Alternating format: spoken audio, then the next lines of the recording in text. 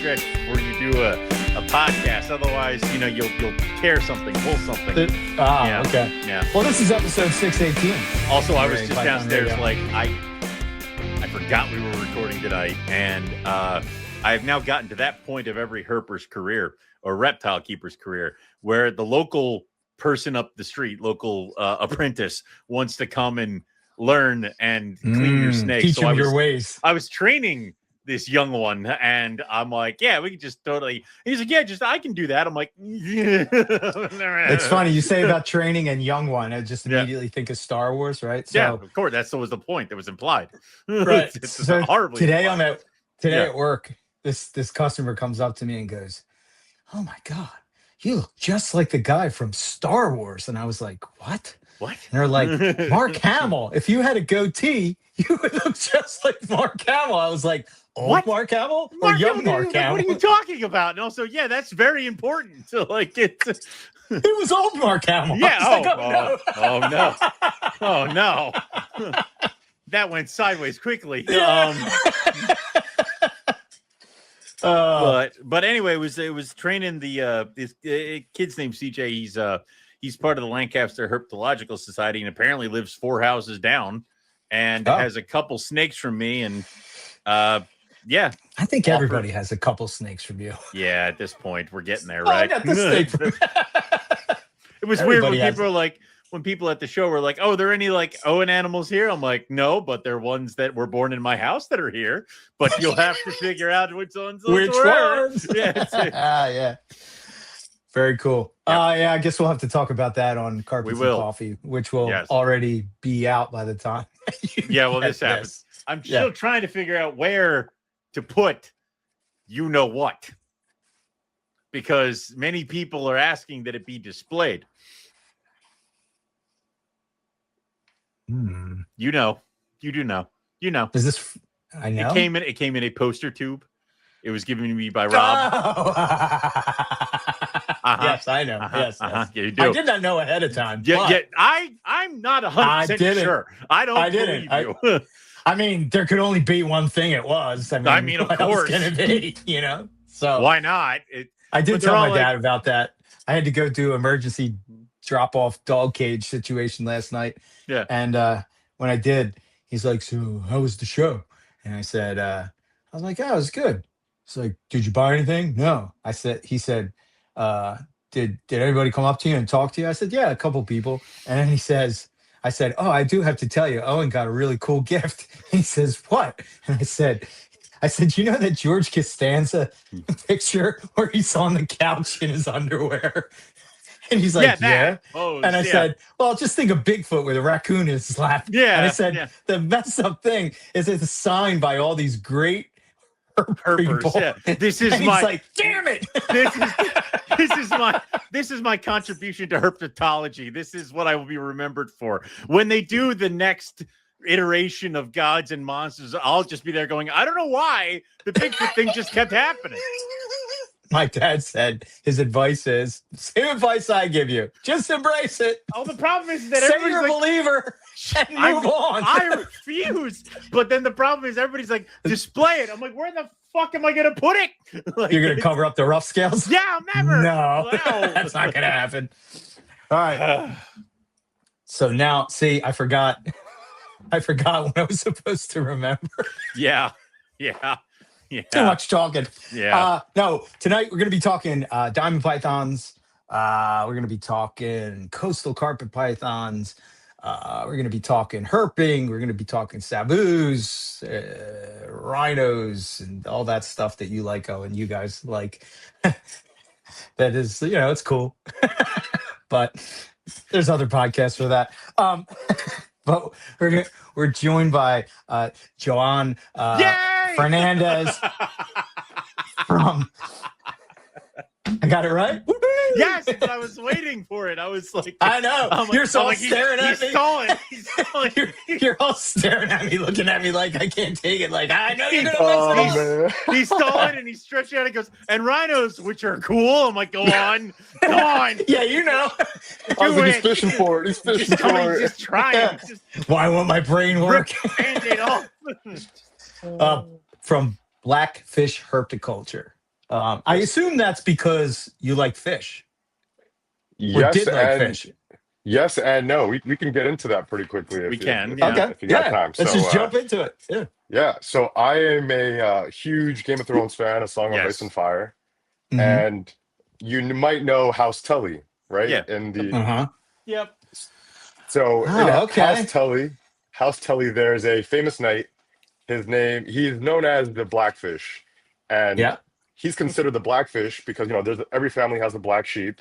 However, Hmm. their house's sigil is a fish, and so when his siblings said to him, "Hey, you're the black sheep of the family," he's like, "No, I'm a Tully. That makes me a blackfish." And so connecting that to reptiles, I've always been the blackfish of the family because no one else likes reptiles. So I had to, you know. But That's I do good, like man. fish. I do like I fish. I have a I Oh, I have a okay. was flower I horn. I thought it was either going to go that way or it was going to go something to do with orcas. I'm like, it's either one. I thought the nerdy way was what we were going to go with. So there we go. Yeah, I That's take cool, it. man. Yep. That's yeah, cool. All right. I like it. yeah. Um, so yeah, I guess let's just start off. Like how did What your brought you to introduction, us? all Yeah. that, how'd you get into carpets and all that stuff?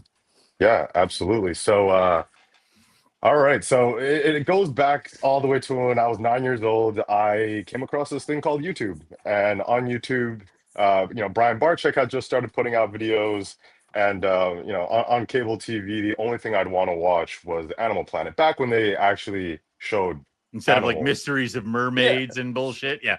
Yeah. or like building a treehouse, right? Yeah. Like, Yeah. and I hate some of I my hate fear. I hate that. Oh, bring back old TV. It's like this Yeah. is what nature is like. No, it's not. Get the hell out of here. Yeah. Why am I looking at people? I'm like, yeah. Yeah.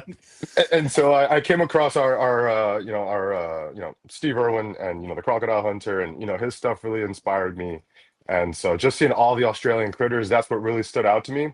And Uh-huh. then at the time, Brian Barczyk was putting out videos of hanging out with like Joe Ball and Criticam and going out to the Australian Reptile Expos and just seeing all the different carpet python morphs, and it was just nuts. And that's what really reeled me in the beginning. Hmm. Unfortunately, my parents had a no snake rule in the house, so I got to keep just about everything but snakes.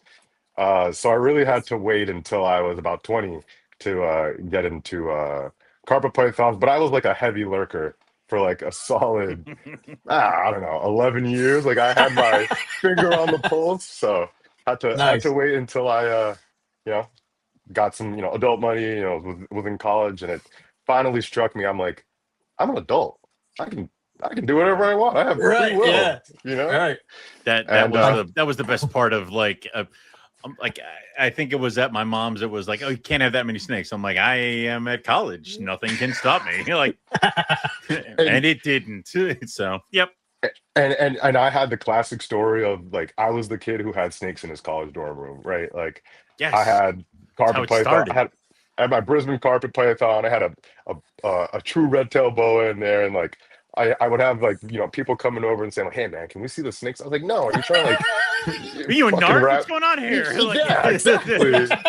I And love it this is because that was the same exact thing for me, but everybody knew, but nobody cared enough to stop me. Like it was, yeah, it's perfect. and did you have the thing where like they would do the fire drills and they would inspect your dorm room? Yes, yes, Oh my God, I was so yes. terrified No, all the dude, time. that's the reason. The reason What Rogue did is you named. guys do? I just sat in there. Like I didn't leave. Oh, okay. And it was one of those like, well, either I'm going down or.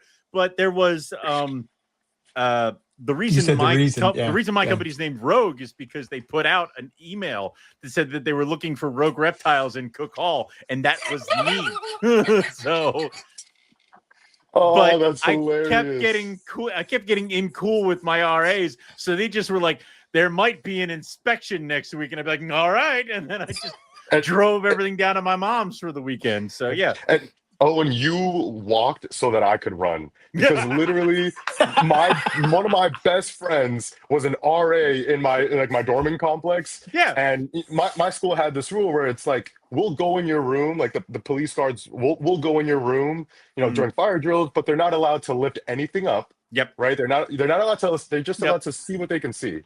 And so I would just put like a t-shirt over my tub, and my buddy would be like, "Hey, Joan, make sure all your stuff is covered by like 7 p.m. on a Tuesday because they're gonna have a fire drill." I was Yep. like, "Dude." Yep. There was my senior year, I was in a 6-man, so it was but we didn't get enough roommates. So it was like me and my roommate, then there was a big like living room, and then it was 2 other roommates. And I kept the snakes in the closet in the big living room, but I took off the closet doors. So during fire drills, I would just put the doors back on, and it would just be like there's these cables going into the closet, and they're like, "Don't see anything." I'm like, "Yeah, you don't." Like it's. You see, you're bold. I would disconnect the thermostat at least temporarily. It was all the way, and I think the week before graduation, they my one roommate got caught with a ferret. So then they were coming in with like a full-blown inspection. My other roommate told them to get bent until after I got back from work. I cut out of work early, ran to the dorm, bagged up all the snakes, threw them in a duffel bag, threw them over my like I carried them, and then I carried all the bins because I just had them stacked up in 41s out to my car. As I'm going out one door, security's coming in the other door, and they do the full inspection, and the snakes never went back to college. So that was it. But I said, still be paying the fines if they had got me. So yeah. But okay, that's perfect. Yeah, no, like I said, you definitely, like, I remember listening to the podcast and I was like, you know what? I'm in college right now, and Owen's literally laying out the blueprint exactly. Oh yeah, it's all right there. I'm like, this is great. It's like, started listening to you guys for all, like, I listened to you guys back in like 2017 sporadically, but I was just so busy with sports. But then I got into college and COVID hit, and started listening to your entire catalog, and I was like, I could have a carpet python. You know what I mean? Why have anything else when I can just have a carpet python? I might as well just get what I want. Exactly. And I ultimately landed on a Papuan carpet python. That was your first mistake. You were doing so well. It was, yeah. To be fair, I have no more Papuans in my collection. So all right.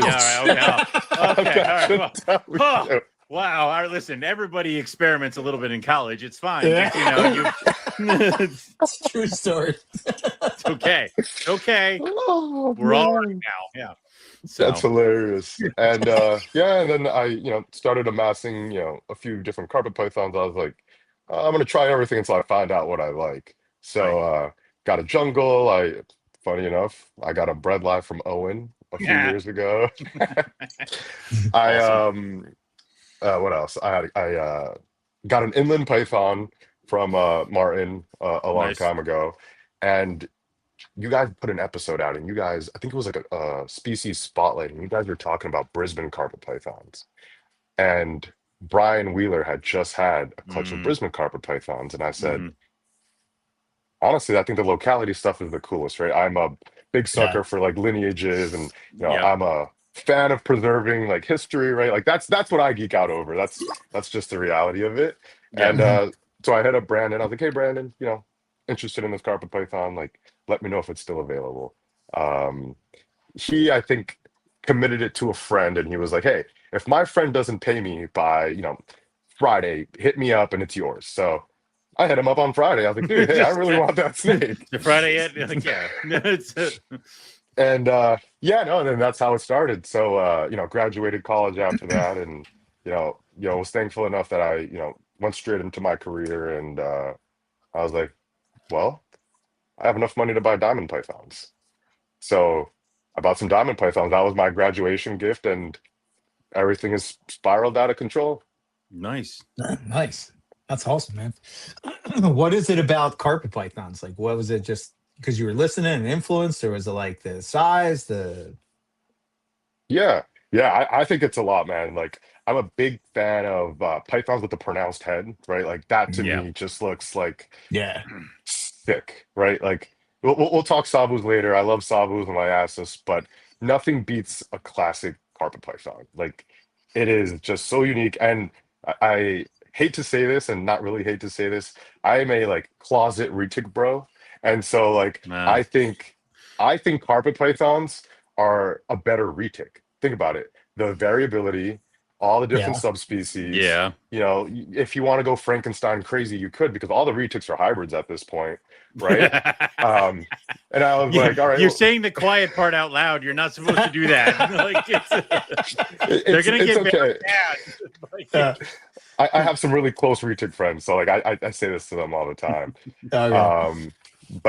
Yeah, and obviously having a lot of retics to me is unreasonable, and I work a lot, and so yeah, carpet pythons are the perfect medium, and I wouldn't have it any other way, honestly. yeah, I have one retic and she's too much. One. I don't know how people do it, man. I don't know how I seriously don't know how I do anything. Eric, But did you keep any? Yeah, I've had plenty of retics. Oh man, when I started out, I was nothing but big snakes. Berms were my Oh. thing. Like I think I had, oh God, I forget the number, 10, 12, 15, Oh. something like that. Berms.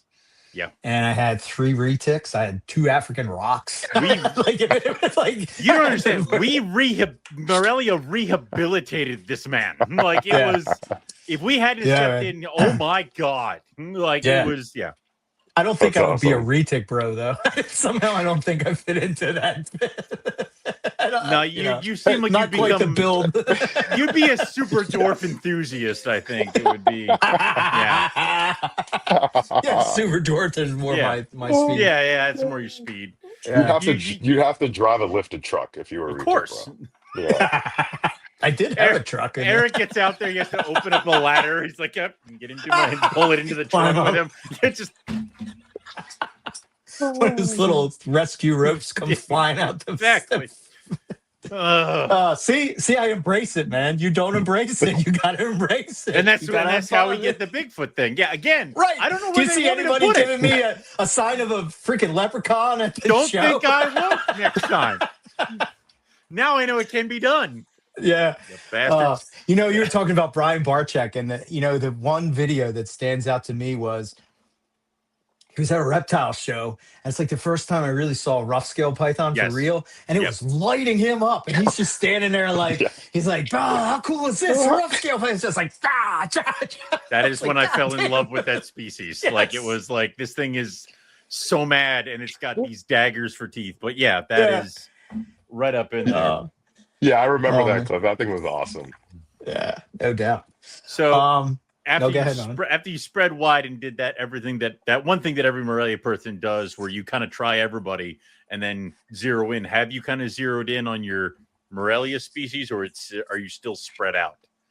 Yes and no. Okay. Right. Great answer. I think everything fits, right? Like I mentioned before, I'm more of a like bloodline sort of Okay. enthusiast, and so Right. my goal for my collection is to have a little bit of each bloodline that I really enjoy. Right. So I started off with the spring breeders, right? So my collection was primarily diamonds. I had some inlands, the bredli. Then the Brisbanes came in, and I was like, Southern coastals. These things, they fit in perfectly. Then Ish is a really good friend of mine. He's actually like Uh-oh. 10. He lives like 10 minutes away from me. Like Excellent. it's actually ridiculous. Oh wow. Okay. Yeah, he was just here helping me out. He actually helped me sec some of the baby diamonds that we'll talk about at some point. But him and Eric Hernandez tainted me with the reds. And so I got some reds. I got my first one from Eric. Yep. And then I went to see Ish's collection, and I was like, that was a mistake. holy hell. Yeah. I was like, I need some more reds. So I ended up getting some more reds. And then, I wanted to stick on the whole like locality and like bloodline path. So, I have some Rockhamptons. Nice. I have some Michael Beach jungles that I got directly from Michael himself. And then, Kyle Harper is a very convincing man. And I somehow ended up with a hypo tiger. So I have reds and hypos. So I don't know what to do.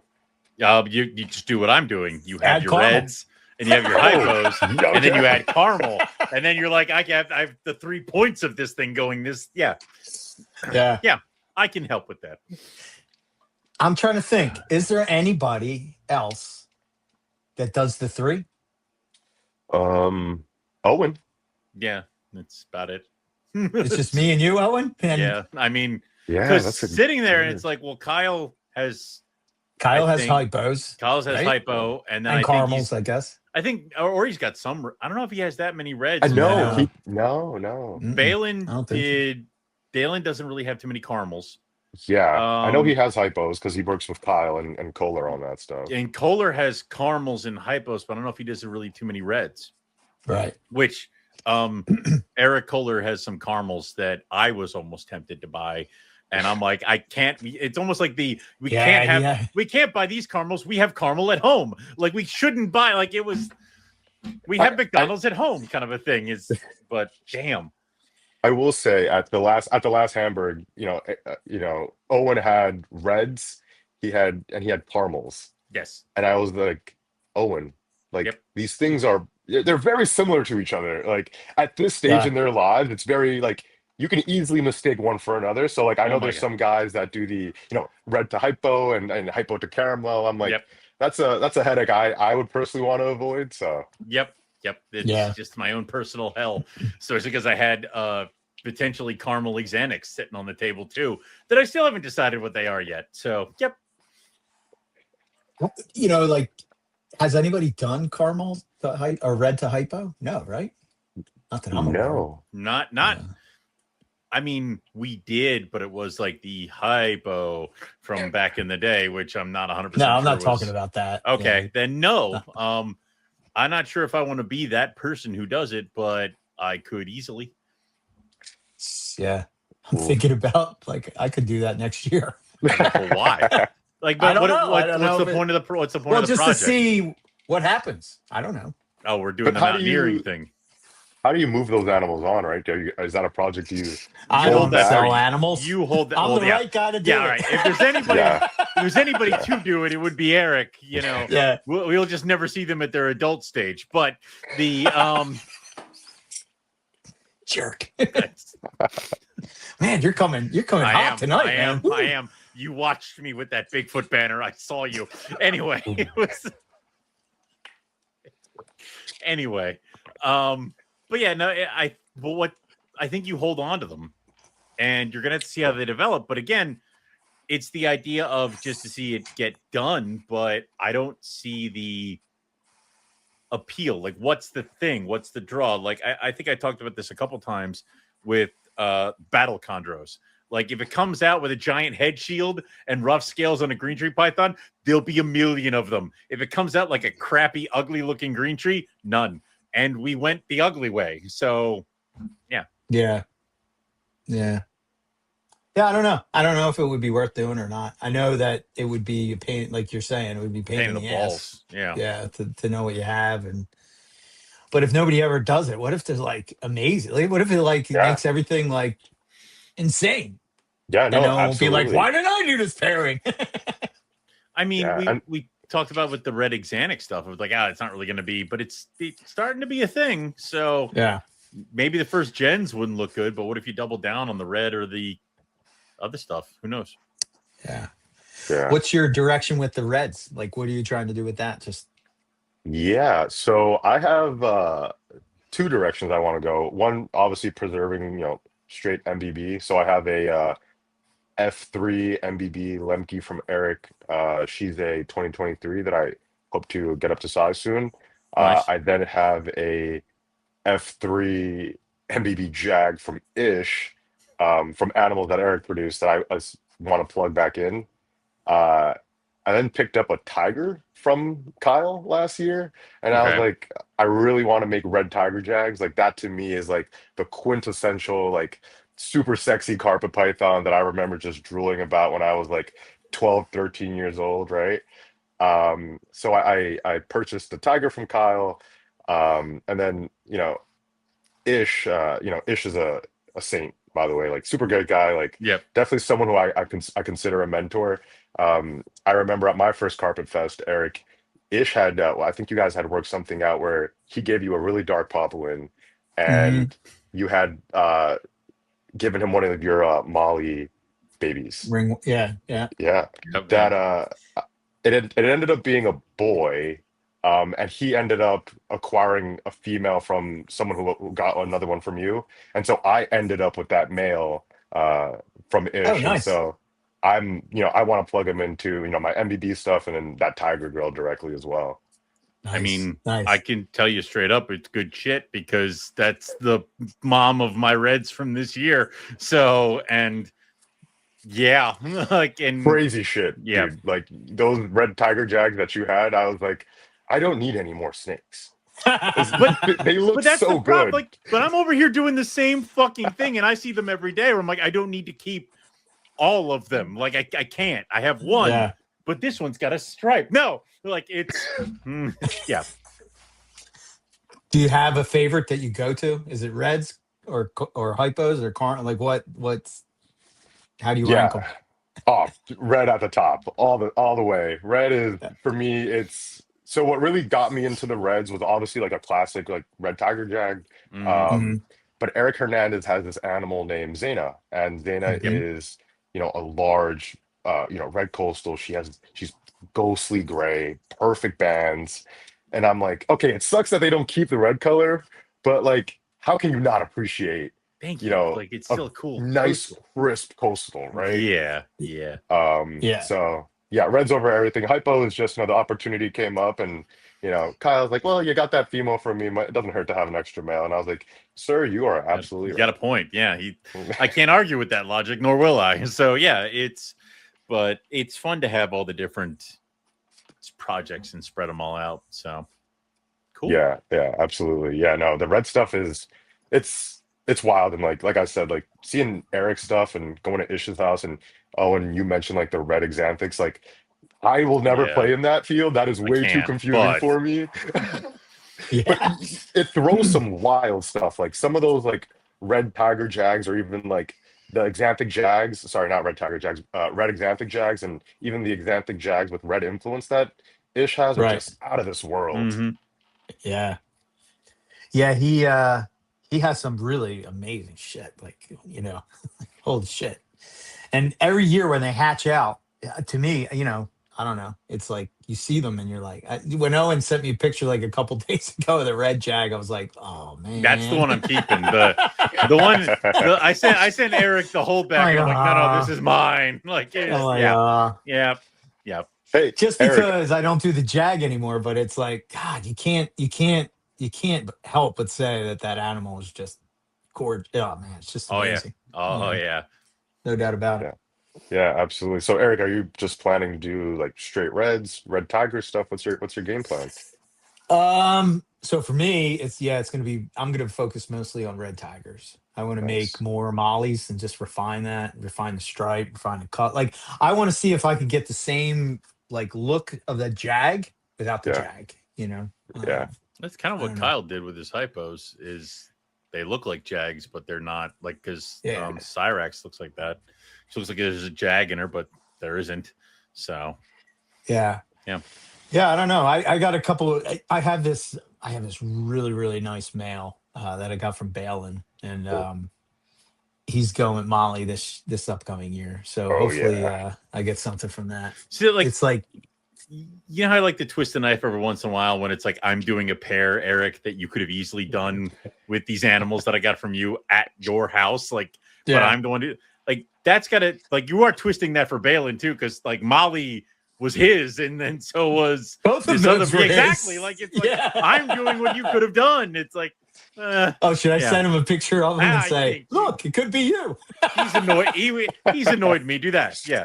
So Owen told me to. I swear, Jason. tell him I said it. Oh, okay. And then coastal watch. Well, let's stay on coastals for a I bit. do I know love we're going to coastals, talk yeah. diamonds. Yes, Yep. we're big coastal fans. Another good thing is diamonds. yeah. Yeah. Yep.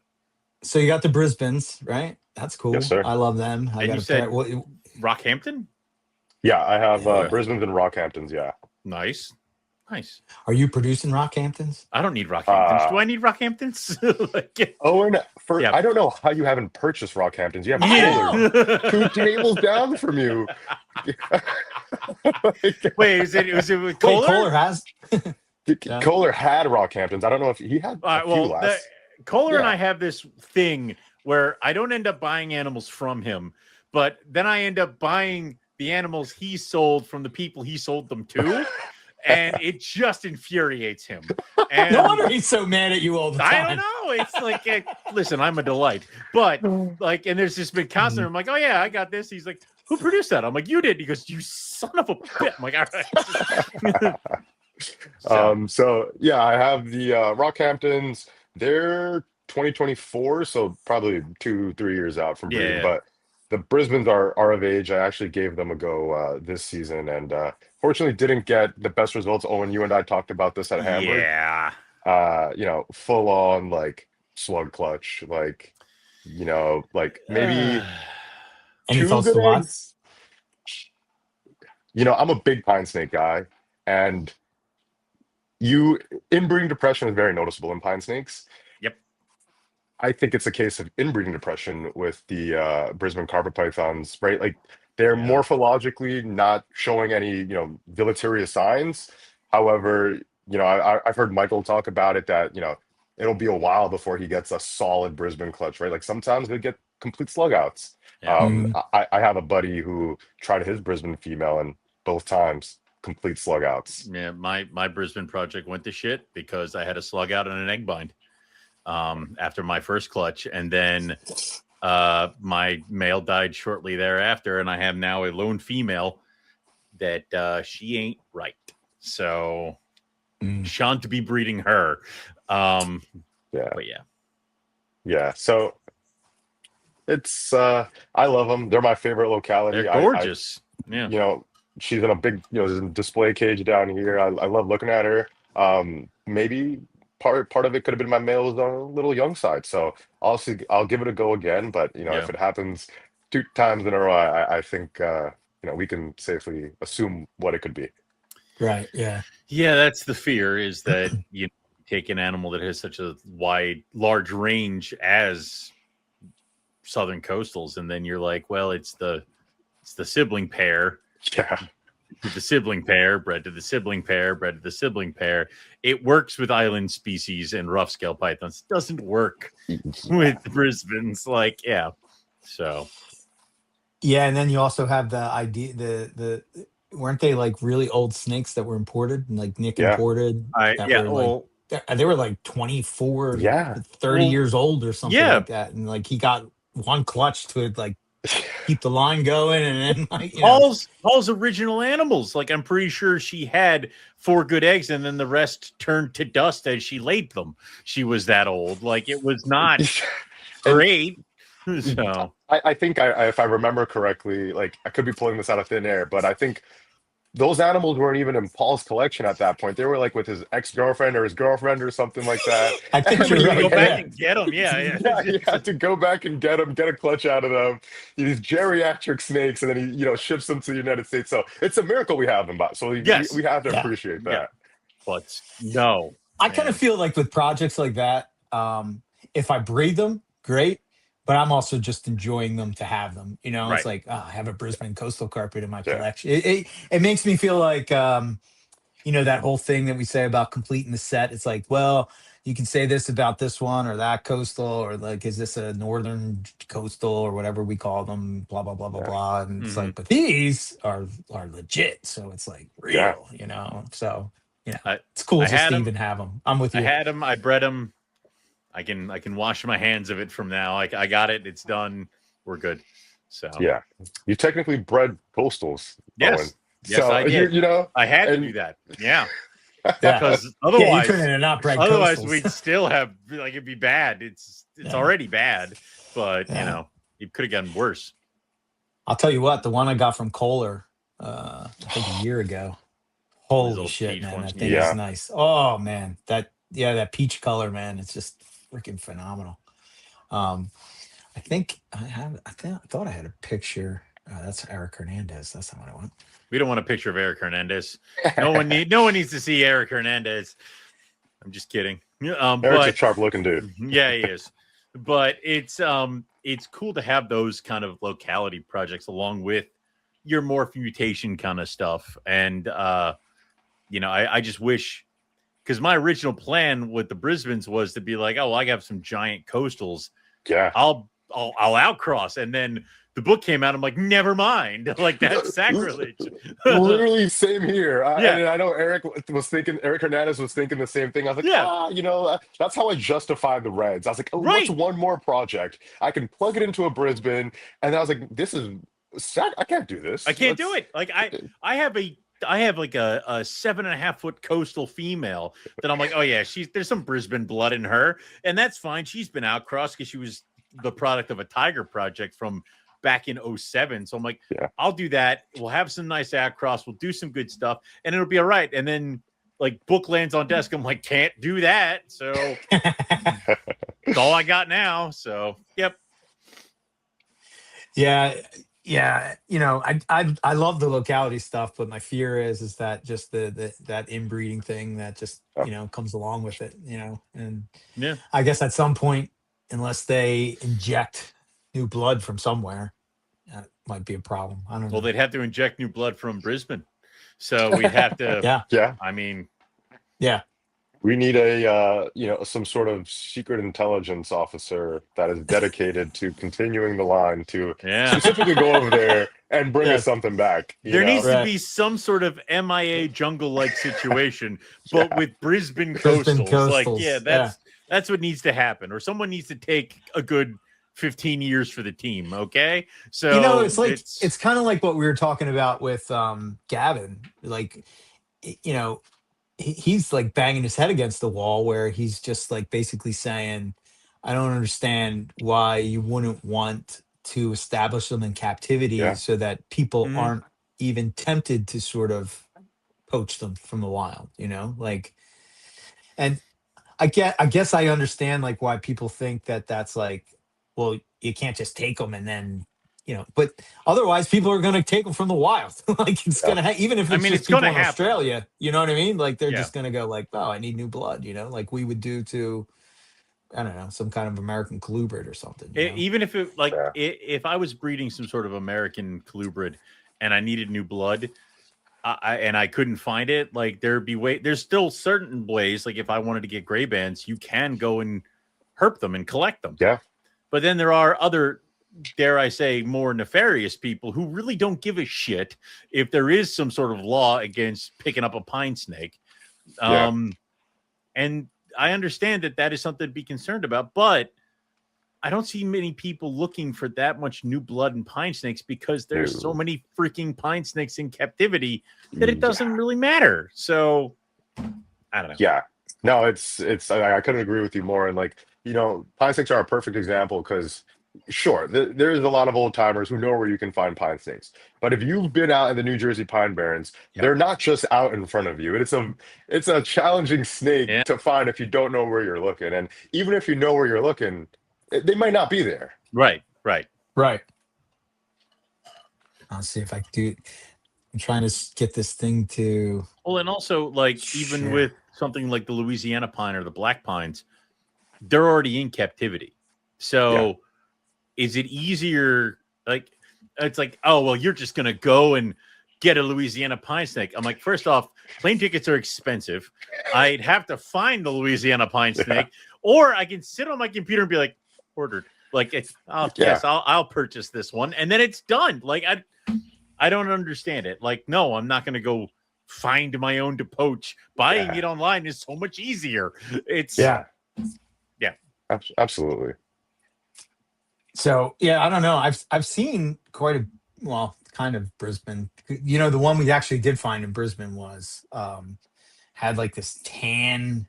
It kind of looked like the one that you have, but oh man, it was probably one of the nicest carpet pythons I've ever seen. And it was it's funny because we were driving on the highway. It was like just on the highway, and it was on this like island in the like as you would turn or whatever, like a roundabout or whatever. And I remember we were all so hungry.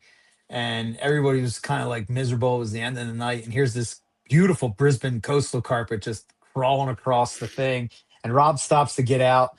And I'm kind of like, I don't know whether I should get out or not because everybody's kind of like, Keith and Teresa were hungry and Matt was hungry and everybody wants to eat. And, they're just like, oh, we've seen enough carpet pythons. And me and Rob are like, oh, we want to see this one too.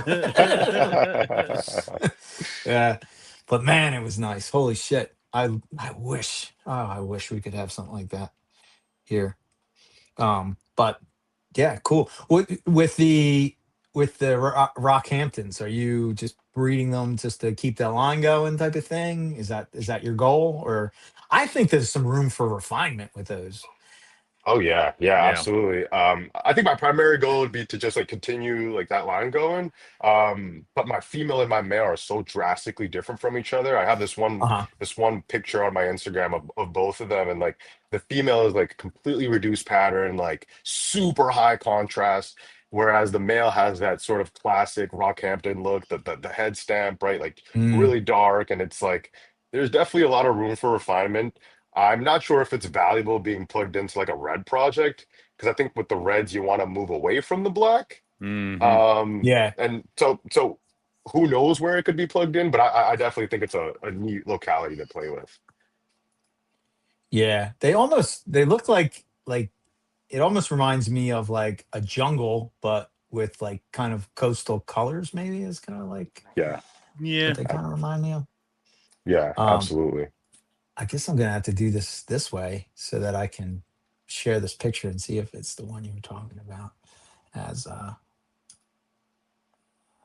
share We'll just all screen. stare at him. But the I know he um, does this every time, even though I tell him every time, don't stop doing that. stop doing it. I hate it. I know, but it's That one, Yes, that's the female. ooh, yeah.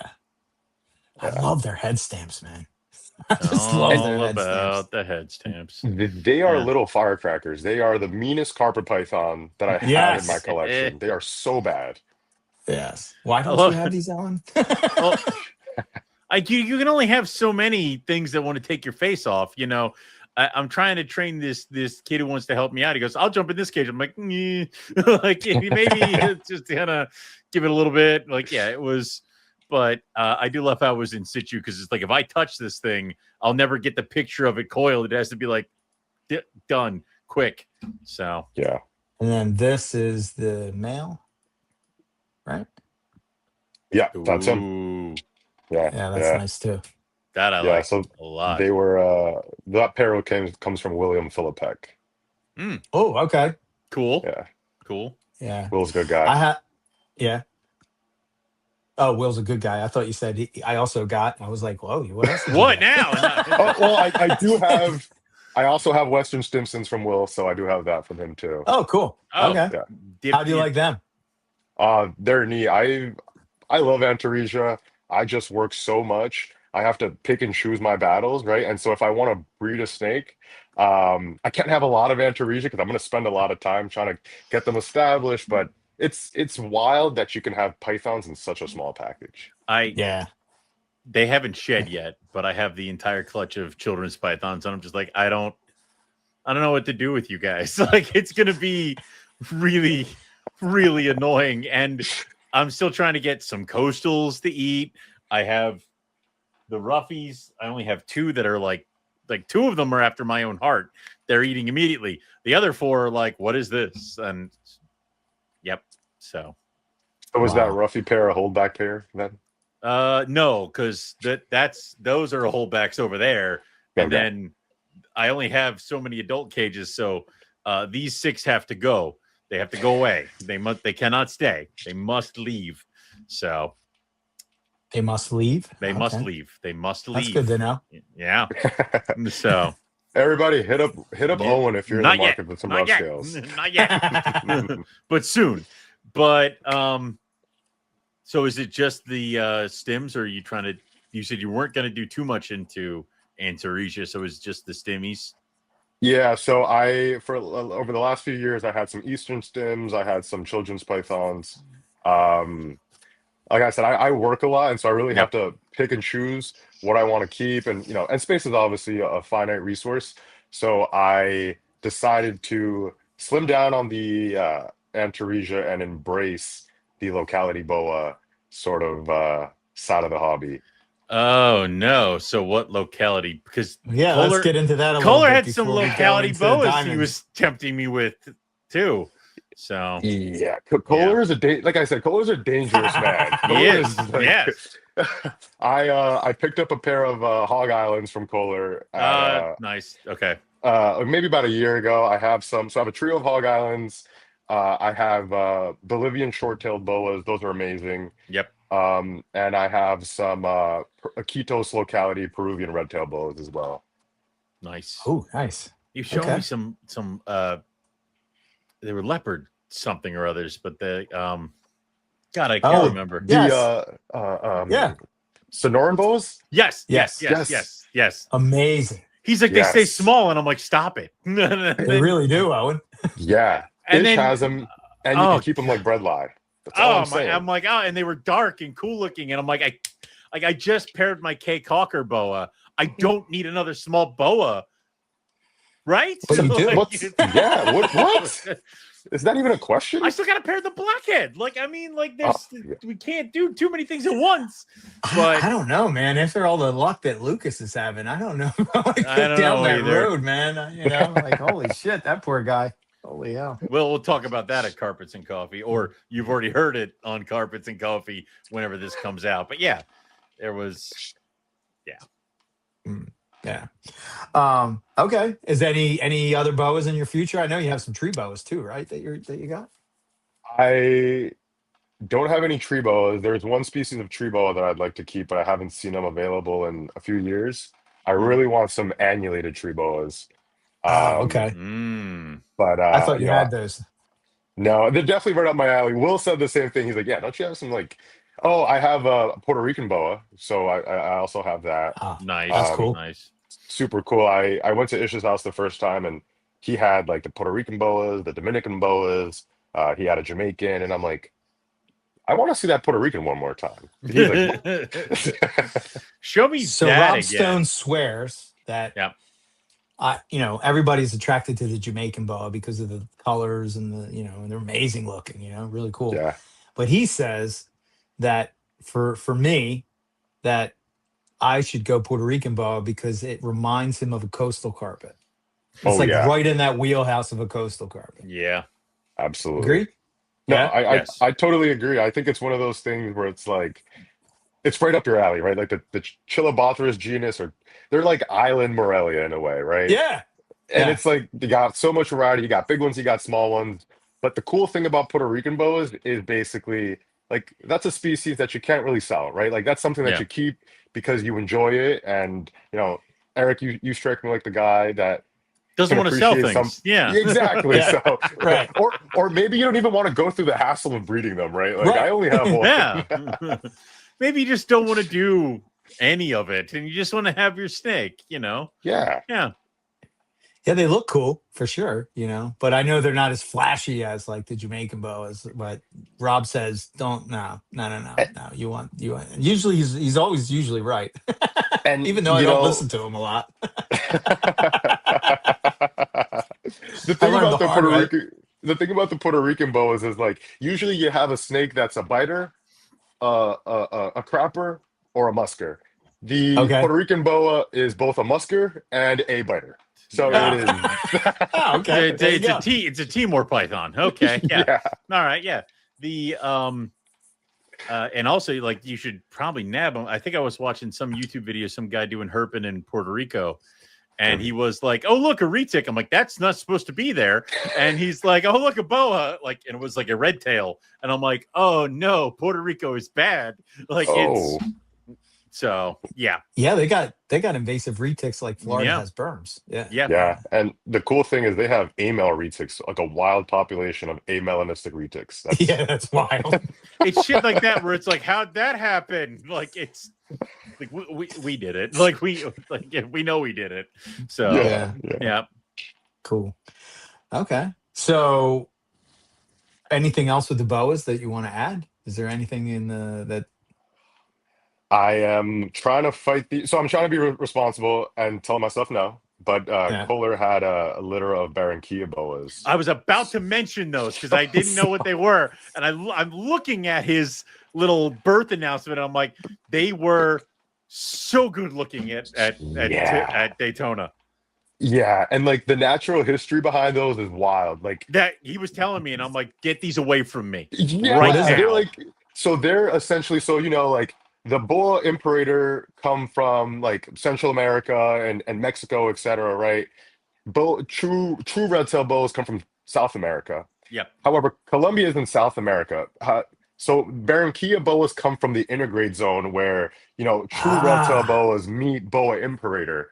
And it's wild, and they have, traits of both. Some lean more towards like imperator, some lean more towards like the red tail side of things, but they're gorgeous. They're oh so wow. pretty. God, why am I blanking on their names? Aspen and Crawl K. no, Aspen. Key. No, they were down there.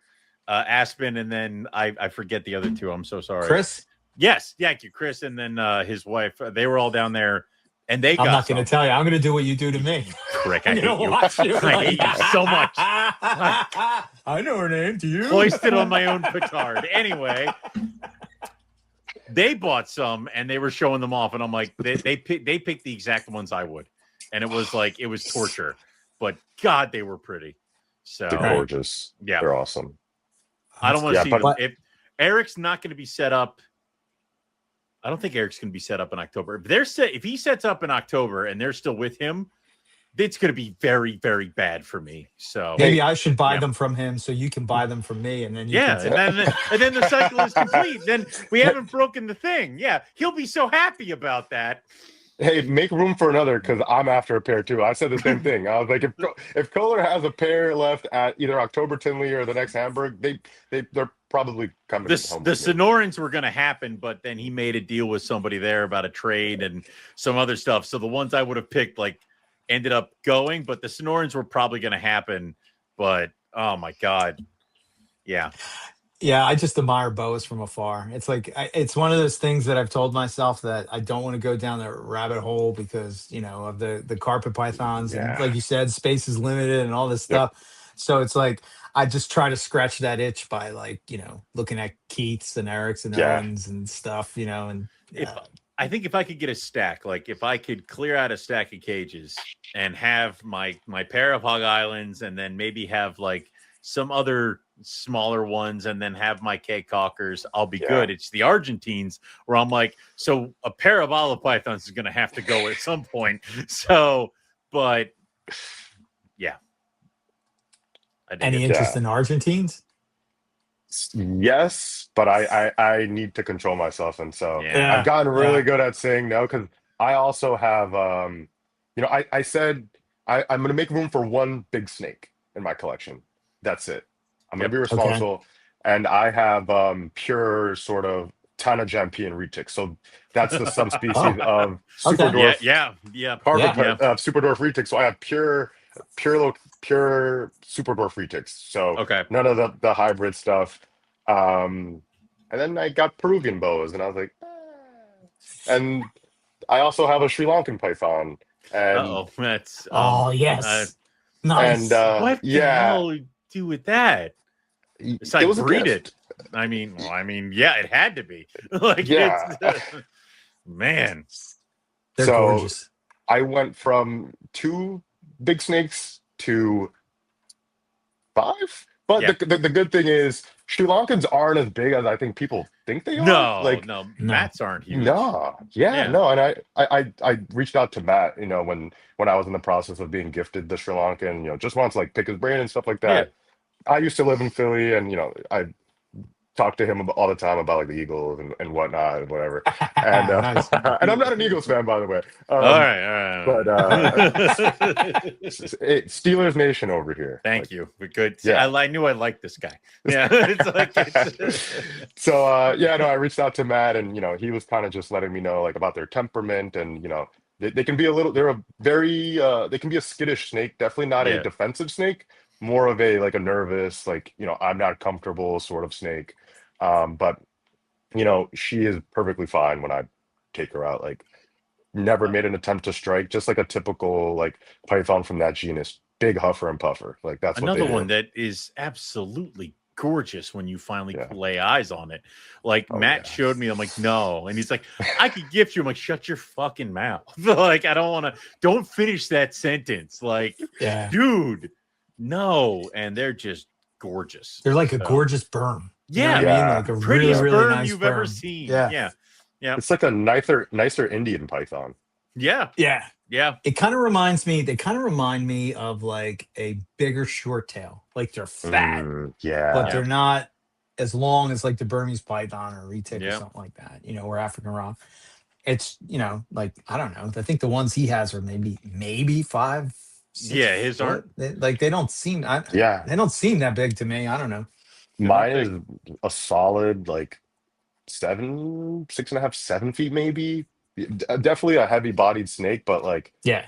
it's not like I've seen big Sulawesi retics and it's not that. Yeah. Yeah. It's the complete opposite.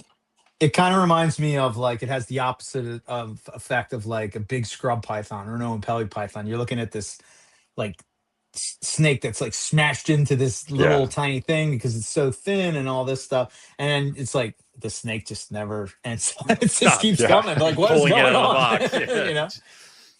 Yeah. Whereas they're the opposite. But cool. All right. Well, I think we should spend the next hour just talking about diamond pythons for Real quick Yeah. before we get into that, real quick. Yeah. What are your thoughts of Cebu pythons? Oh my God. Savu pythons are God's gift to us. Like Savu pythons are amazing. They're little terrors, Yes. but like once you get past that and you like put them in your hand, they're not bad at all. The Duns pythons are lunatics. I didn't know you had a pair of Duns. I have a pair of Duns pythons and nice. they Are these from Nick or these Ryan? are from Nick Bergener out of Okay. Washington. Yeah. Okay, cool. Yeah. You got the Very psycho cool. Duns. That's so weird. Mine are shy. Mine are not, dude. Mine Oh, are like wow. light, like bopping the side of the rack anytime I walk by. I pick them up and I think it's like a Sabu, and then they'll instantly chill out once you pick them up. But dude, they're still going for it.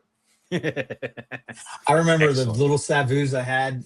I would feed them a hopper, and it would like completely wrap the whole thing. It was like Just leave the tongues in there. Shit. Just walk away. Yeah. Like Yeah, they and just wrap the whole like it's just it's a tube imagine- like a but stick imagine of that, snake. You're like, But what the, is going but the on? snake gets bigger. So that Yeah. doesn't stop. It just keeps getting bigger and changes Oh, color. wow. Yeah.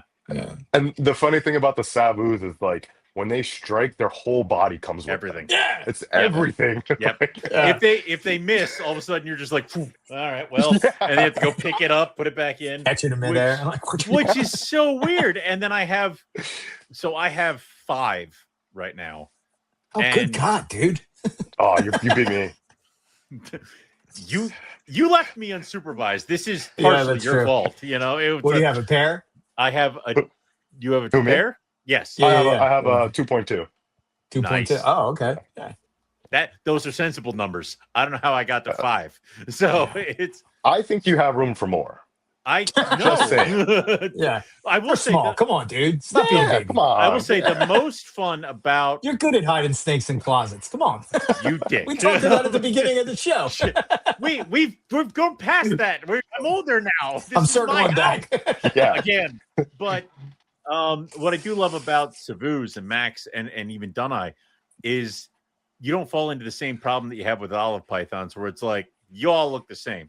Everybody is drastically different, even siblings out of the same clutch. It's like my male has a ton of black on him, beautiful white eyes, but then each one of my smaller girls have a lot of orange. So it's really cool to see them develop that way. And then the 2 other girls, one is almost silver, like she's not a silver Cebu. I know she's not. Oh, okay.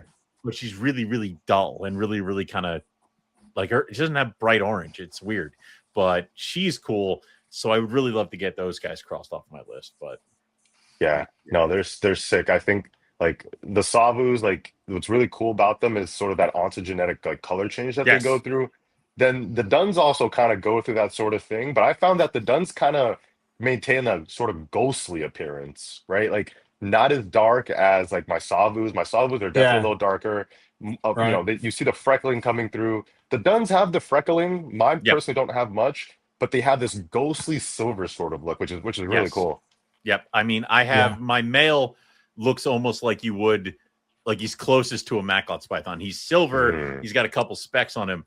The female almost looks patternless because there either is no freckling or it's so small that it all kind of, it's like a magic eye thing, but Yeah. you can never get that close to her because she will end you. So it's, yeah, but they both look drastically different, which I love. I'm hoping to get them into bigger cages before the fall. And then I can really give them a nice shot for next year and be very mean to them like I would with olive pythons. Yeah. Cool. Best of luck. Yeah. Cool. All right. Let's talk diamond pythons. So talk to us Yeah. about, like, how'd you get into them? Were they always are they your favorite, I guess, of the carpet python group? Oh, absolutely. They I forgot who said it on one of your episodes. They're the Cadillac of Morelia, and I could Oh, not yeah. agree with that Oh, statement yeah. anymore. They're one of those things that, like, when I got into carpet pythons, right, like, 2011, 2012, right, I would see, like, price lists with diamond pythons on them. I see diamond pythons on kingsnake.com, and I was like, I'll never be able to afford something like that. Like, $2,000 on a snake, or however, they were very expensive back then. And, to hear that, people were having, like, a lot of bad luck and they would die and not breed and stuff like that. I was like, that seems to me more like a pipe dream. Um, but yeah, no, diamond pythons they're the greatest Australian python. I think they're the coolest python out of all the pythons that exist. I think their natural history and then the way that they've evolved to, deal with cold temperatures is unlike any other python, right? Like, people say, oh well, a Boland's python is like a montane scrub python. I I don't think I don't think there are any records of a Boland's python surviving in like 30-degree weather. I don't think that's out there. Probably not. No, I don't think. I mean, people always say, like, I have pictures of them in frost and stuff like that. I'm like, yeah, I don't know. So Yeah. And Yeah. so yeah, no, and then, like, listening to you guys, obviously, I know, Eric, you're a big Diamond Python guy. And Yeah. if you scroll back enough in in our messages, Eric, I actually reached out to you 2021, and I was like, hey, I'm thinking about getting some diamond pythons. Like, how do you Uh-huh. keep your young ones? And you kept them in, like, the exoteras and stuff like that. And I was like, oh, that's really cool. And Yeah. that gave me enough sort of, like, confidence to be like, I can keep these. Yeah. I don't think they're hard to keep. I think that it's the now next that they're step. kind of, I think it was probably like people said that people were trying to keep them like a carpet python, Yep. and obviously long term that's probably not the best, especially the conditions that they used to keep carpet pythons back in like the 80s and the 90s. They're Yeah. like that 95-degree hot spot and all this stuff, which I guess ultimately would work for diamond pythons, but the ambient is too high, that kind of thing. Yeah. But yeah, I love the fact that you can kind of keep them like more normal condition, like a normal Yeah. room. You could put it in there, that kind of thing. Like, you don't have to worry about that so much. So what kind of group are you working with? Yeah. So I have, not including holdbacks, I have 1.2. I have a pair of Gary Valle San Diego Zoo Riverbank Zoo animals from Buddy Buscemi. That was the Okay. I mean, initial. I'm pretty sure we brought. I think we were there when Buddy got those like he had those babies because we were down there when he was first getting those diamonds. So yeah, we've seen them. Yeah. Yeah. But Buddy's a great guy. I met him at a Carpet Fest that one time, and he was like, "Man, he's like, thank you for allowing me to sell you those things." I was like, "Buddy, you are too nice of a guy. Like, Buddy's an amazing person. yeah. You guys know it." Yep. So, and then I have a Gosford. No, it's not Gosford. Gothenburg female from Star Pythons. Okay. Cool. That's coming in on their next import. Okay. I was talking to Michael Arnold. What's the story Yeah. about them? What's the story with them? They came from a zoo, right? In Germany, is it? Yeah, they came from a zoo in Germany. However, in doing research, I found that a lot of the stuff overseas traces back to, like, San Diego zoo stock. Like, a lot of the stuff is similar, right? Like, I think the Gosford what's the saying? I think some San Diego zoo animals are Gosford, and all Gosford animals are San Diego zoo, right? Like, there's just that weird saying. And yeah, so Well- I don't want to get any of the diamond python guys in trouble, but yeah. Yeah. Well, I mean, Yeah, again, yeah. though, Yeah, we're like, there were very few people. I mean, listen, we're all watching a certain HBO show right now. It's anyway, Speaking but of it, but yeah. I will say that one guy was the main hookup for Australian pythons in the US, and that's where a lot of the diamond pythons to hit the zoo stocks came from. So, that all kind of traces back to the same place. But What's your feeling on the fact that they're all kind of related? Do you follow that? Do you not follow that? I don't know where I think. I'm curious. I think yes and no. I think there's a certain degree of relatedness. mhm. Right. But I think some of the like the F1 like GV animals, the F1 Yep, LASIK animals, to yep, me, like if you know the story on those animals, I think those are unrelated from other lines. yes, Right. Right? Like yes, I think a LASIK diamond is different from a San Diego yeah, Zoo yeah, diamond. because that's They how even they kind of got look different, right? right, and also Yeah. how they Yeah. got into the country or how they got into captive hands is different. Like you have to Yeah. peel it back, and then a lot of certain. And I'm not saying that all zoo stock diamonds are from the same person, but San Diego Zoo and like LA Zoo or like whatever, like like yes, Yeah. those pretty close, but other zoos in other countries clearly either got it from different things. Plus, the main supplier in Australia wasn't just producing like from the same pair. There were multiple different animals. It's kind of like the reverse of what we were talking about with Brisbane's. There were multiple animals involved. Yeah. So, multiple animals, Yeah. multiple lines, multiple people. So, And I'll also add that, like, if you've seen some of the diamonds that they have in Europe, right? Like, I think it's like a Casper line or the London Zoo line. Like, mhm. that Hmm. stuff looks different, right? Like, they Yes. have much bigger rosettes than the diamonds Mhm. we see here stateside, right? Like, even in and obviously Australia, it's hard to like compare us to Australia. They Yeah. have everything that we could want, right? Yeah. Right. But like, there's just so much variability that I think the argument of whether, I can tell this isn't pure by looking at it isn't always a valid argument. No, don't get me wrong. There are certain snakes that you look at and you're like, Yeah. Yeah.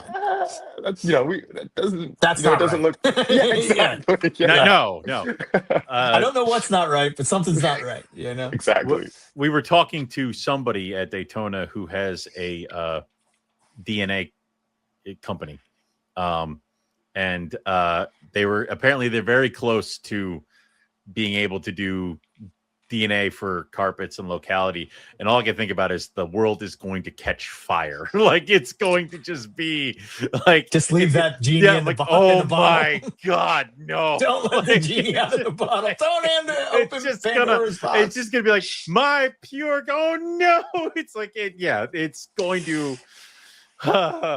But I'm always it'll be fascinated by fun. that. Like, why are there certain lines that are accepted and then other lines are not accepted? Yeah. Like, like why is it that, Brisbane locality carpets are cool, but the Russian tigers are like, that's bullshit. Yakapuri Why is it Yeah. that, That's a parking you know, lot. San Yeah. Diego Zoo is okay, but Cypress Creek is bullshit, and it's just like, I don't know. I guess it just depends on whose story you're going to believe. Like if Yeah, of I guess course. that's what it comes down to. Like, oh yeah, I like this guy, I trust them, so I'm going to go with their story and say that they're legit. And then, oh, I don't like this person, so they're not legit. Fuck that guy. Yeah. Like Exactly. that kind of thing. Yeah. Couldn't So agree more. So, what was it like breeding diamond pythons? And was that your first successful breeding of Morelia in your career? That was my first successful breeding of any snake. Why do you make us look like assholes? Okay, like we're like, Yeah. take it easy, do like corn sticks. And you're like, fuck this diamond pythons. And it's yeah, I'll show you. and then you were successful. You morons! Like two people who can't breed diamond pythons because Yeah. I don't have any, and Eric. Well, you can't breed pop ones, so I mean. Oh, you did. Oh wow, that's a low blow, Eric. I mean, It's harsh, but true. Harsh, but true. But Right. again, it's like, how do you do that? Is your first freaking thing? Yeah. So honestly, I think, Eric, you said it. Keeping diamonds isn't hard, right? I think once you can accept that they're a different snake Yeah. and you can keep them that way throughout the course of their life, you're setting yourself up for success, right? I think you can break a diamond python like 100%. You can pound a diamond python with food to a certain extent that it's like you got to either cool it down enough for long enough to where you burn all that fat away, Or or it might not ever breed, right?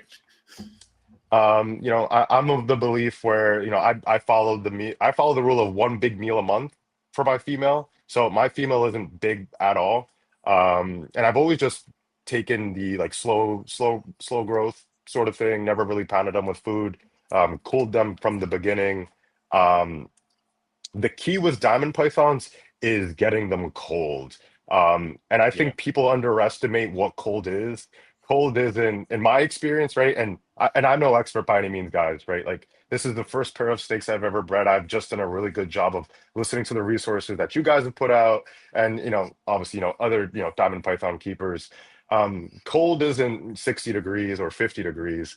Cold is, oh God, I think I'm gonna kill my snake. Yes, you have to be nervous. Yes. Yep. Yep. Yeah, and I have a really funny story. So at the beginning of my cooling process this past season, my apartment was just not getting cool enough, right? You know, I live in an old New Jersey home, you know what I mean, on the third floor. Heat Yep. rises, you know what I mean? You guys know how it is on Yeah. the East Yeah. Coast. Oh yeah. Yep. And so I put my diamonds by the window. I forgot my diamonds were by the window. And I came back and my male diamond python was limp, completely limp. And Oh. I temp gunned him and he was 34 degrees. Oh my God. The female was rock solid. She was fine. She was moving She's, a little slow. She was just like, yeah, you she's know. like, oh my God. And Holy shit. I text Ish. I'm like, dude, I'm done. I'm done with snakes. I'm like, I've put so many years into raising these because they're not young snakes, by the way. Like, I don't Ooh, think diamonds are a snake you breed at like 3 or 4 years old. Like, they're 6 or 7, in my opinion. yeah, Yeah. absolutely, Yeah. absolutely. And he was like, dude, calm down. He's like, put them in a rack. Don't heat them up all the way. Put them with your colubrids. Let them get like that warm, sort of like, gentle heat. So I put them in my snake room for a little bit. Let them come up to room temperature. Then put them in a rack, and they were perfectly fine. Um, that was a little too cold. Fuck. Um, but I We consistently kept found them. wine. We found Yeah. like excellent. Not here. It's like, okay. Yeah, I mean, Jesus. sometimes you gotta learn the hard way. Thankfully, I didn't Yeah. learn the super hard way. But I kept them at a consistent sort of like low 40s to high 40s for the course of 3 months in order to like get them to breed. Wow. So we're gonna I'll get into how you keep them regularly, but Yeah. like let's break that down a little bit. So like what's the temps, what time frames, Yeah. Is Yeah. it like throughout the day, what's the night drop? ambient, what's going Yeah. on? Yeah, absolutely. So my diamonds, their light schedule, they live in an open screen top enclosure, Mm. just to let that ventilation in, and also excess heat out. They have a basking bulb. That basking bulb it's on one of those smart timers, so it turns Mhm. on when the sun comes up and it turns off when the sun goes down. So So they get a they light cycle in naturally, winter. Yeah. Yeah. exactly, Nice. exactly. Yeah. And then I put them in my pantry. As I mentioned, I live in an old New Jersey home that's poorly insulated and it gets cold. I love And it because you have to walk around the diamonds. Like, yeah, exactly. it's I like when need I the used to. bread. Well, it's like when I used to have to put my colubrids in like the non-finished part of my basement. There would just be a stack of boxes that it's like get around and yeah, exactly. Yeah. Yeah, yeah. And before the cooling, I want to say I cut off feeding. I used to travel a lot for work, so I fed them their last meal at the beginning of December, Okay. right? Okay. Usually I like to cut off Thanksgiving. But I was like, hey, what's a week? The season was already being a little weird. I noticed it didn't get cold right away. Obviously, we Yeah. had a super cold winter, plenty of snowstorms. Um, but yeah, so I gave them their last meal in like the first week of December, let them clear out, and then by the end of December, beginning of January, they were full on cooling every night. Um, as for ambience, I want to say their ambient during the day was anywhere from 60 to 75 with a basking bulb on, during the day so they could always warm up. And that was in the middle of winter, right? So that's the temperature that they maintained. At night, as I mentioned, the temperature dropped down to cold nights, 41, 42. Most nights like 49, 48, 50 Okay. degrees on a really warm night. Um, I used and I got to give credit where credit is due. Ish was having some issues, I believe, cooling his room down just with the winter we were having. And so he bought one of those exhaust fans, right? The ones that pull Yep. air in and also like just circulate air in general. Yeah. I was like, I'm getting the diamonds cold, and I've been able to get them cold for a few years now, but I think I can like get them colder, right? Like I don't want to say like I got them cold, but I didn't get them cold enough. So I bought that circulation fan, and I think that's what did the trick for me. That's what really helped keep them super cold at night. And that was also on a smart timer, so it would turn on at night and turn off during the day. So they weren't having any cold air blown in there. They were just dealing with the ambient temperature in my poorly insulated New Jersey home. Right. Okay. Okay. You said I'm you said that you fed your approach is a big meal a month. Like, is that a large rat? Is that bigger than that? What do you mean by large or large prey? Yeah. So I typically feed my adult carpet pythons mediums, but I think you Okay. guys have realized that over the course of the few years, mediums have gotten smaller. Uh-huh. Uh, Uh-huh. And the prices remain the same. No, don't worry. Owen was mad about this past weekend when he had to fill up his freezer. yeah, Although- it's brutal. Although Christian Yeah. gave us a great idea, and it's Syrian hamsters. Yes. I was Yes. looking at it. A bag of 15 medium rats is the same price as a bag of like 30 Syrian hamsters, and they're roughly the same size. And I'm like, Yeah. well, Yeah. Yeah. We definitely have to spend more time talking about hamsters because oh yeah, oh, no. My bags will be arriving soon, and we will be trying this. Don't you Yeah. worry. I will have a full report on what the fuck will eat a hamster. Pretty much anything. Everybody, Yeah. pretty much everyone, I bet. So And so my definition of a big meal for my female diamond python is large rat, large borderline. Now she's taken like borderline jumbo rats because she needed to bounce back after her clutch, and I find that the snakes go through a bit of a growth spurt after they lay that first clutch, especially if they're still growing, etc. My male though, he's a small snake. He's the size of and I'm a big guy. I'm like 6'2", but like I'd say my fist is the size of about a softball. He gets like 2 chicks. It's a small Okay. snake. He's a breeding machine. But yeah, so he gets about 2 chicks a month. Maybe if I'm feeling generous, I'll throw him a hamster. Yeah. But it's the not going female to get it's not getting any better for him because now he's a proven male. So I mean, now he's done now for the rest of his life. yeah, Sorry, he dude. proved he can get the job done. So yeah, no, you're yeah, done now. Like, unfortunately for him. Yeah. you might get to He's- look at a hamster as I give it to the female, and then here's your chicks. Yeah. So, yep. Yeah. So are you doing any kind of like food cycle at all? Like, like are you feeding now or you feed that same way until like some people approach it, they'll feed heavy now and then they'll back off as they get closer to the time. Do you do anything like that or just the large So rat once a month? I at this point in their lifestyle and in their age, I do seasonal feeding with pretty much all my pythons because I also keep like the Indo stuff. So yeah, nobody eats in the winter. So from about like November to like end of February, beginning of March, just depending what temperatures are looking like. They get fed heavily through the spring, heavily for the diamonds being once a month. And then and then in the summer, I really taper back on the feeding, just because you guys have been herping when it's dead hot out there. You don't see anything. Nothing's out. No. Nothing's out. You know what I mean? But as we get to like the end of August, right?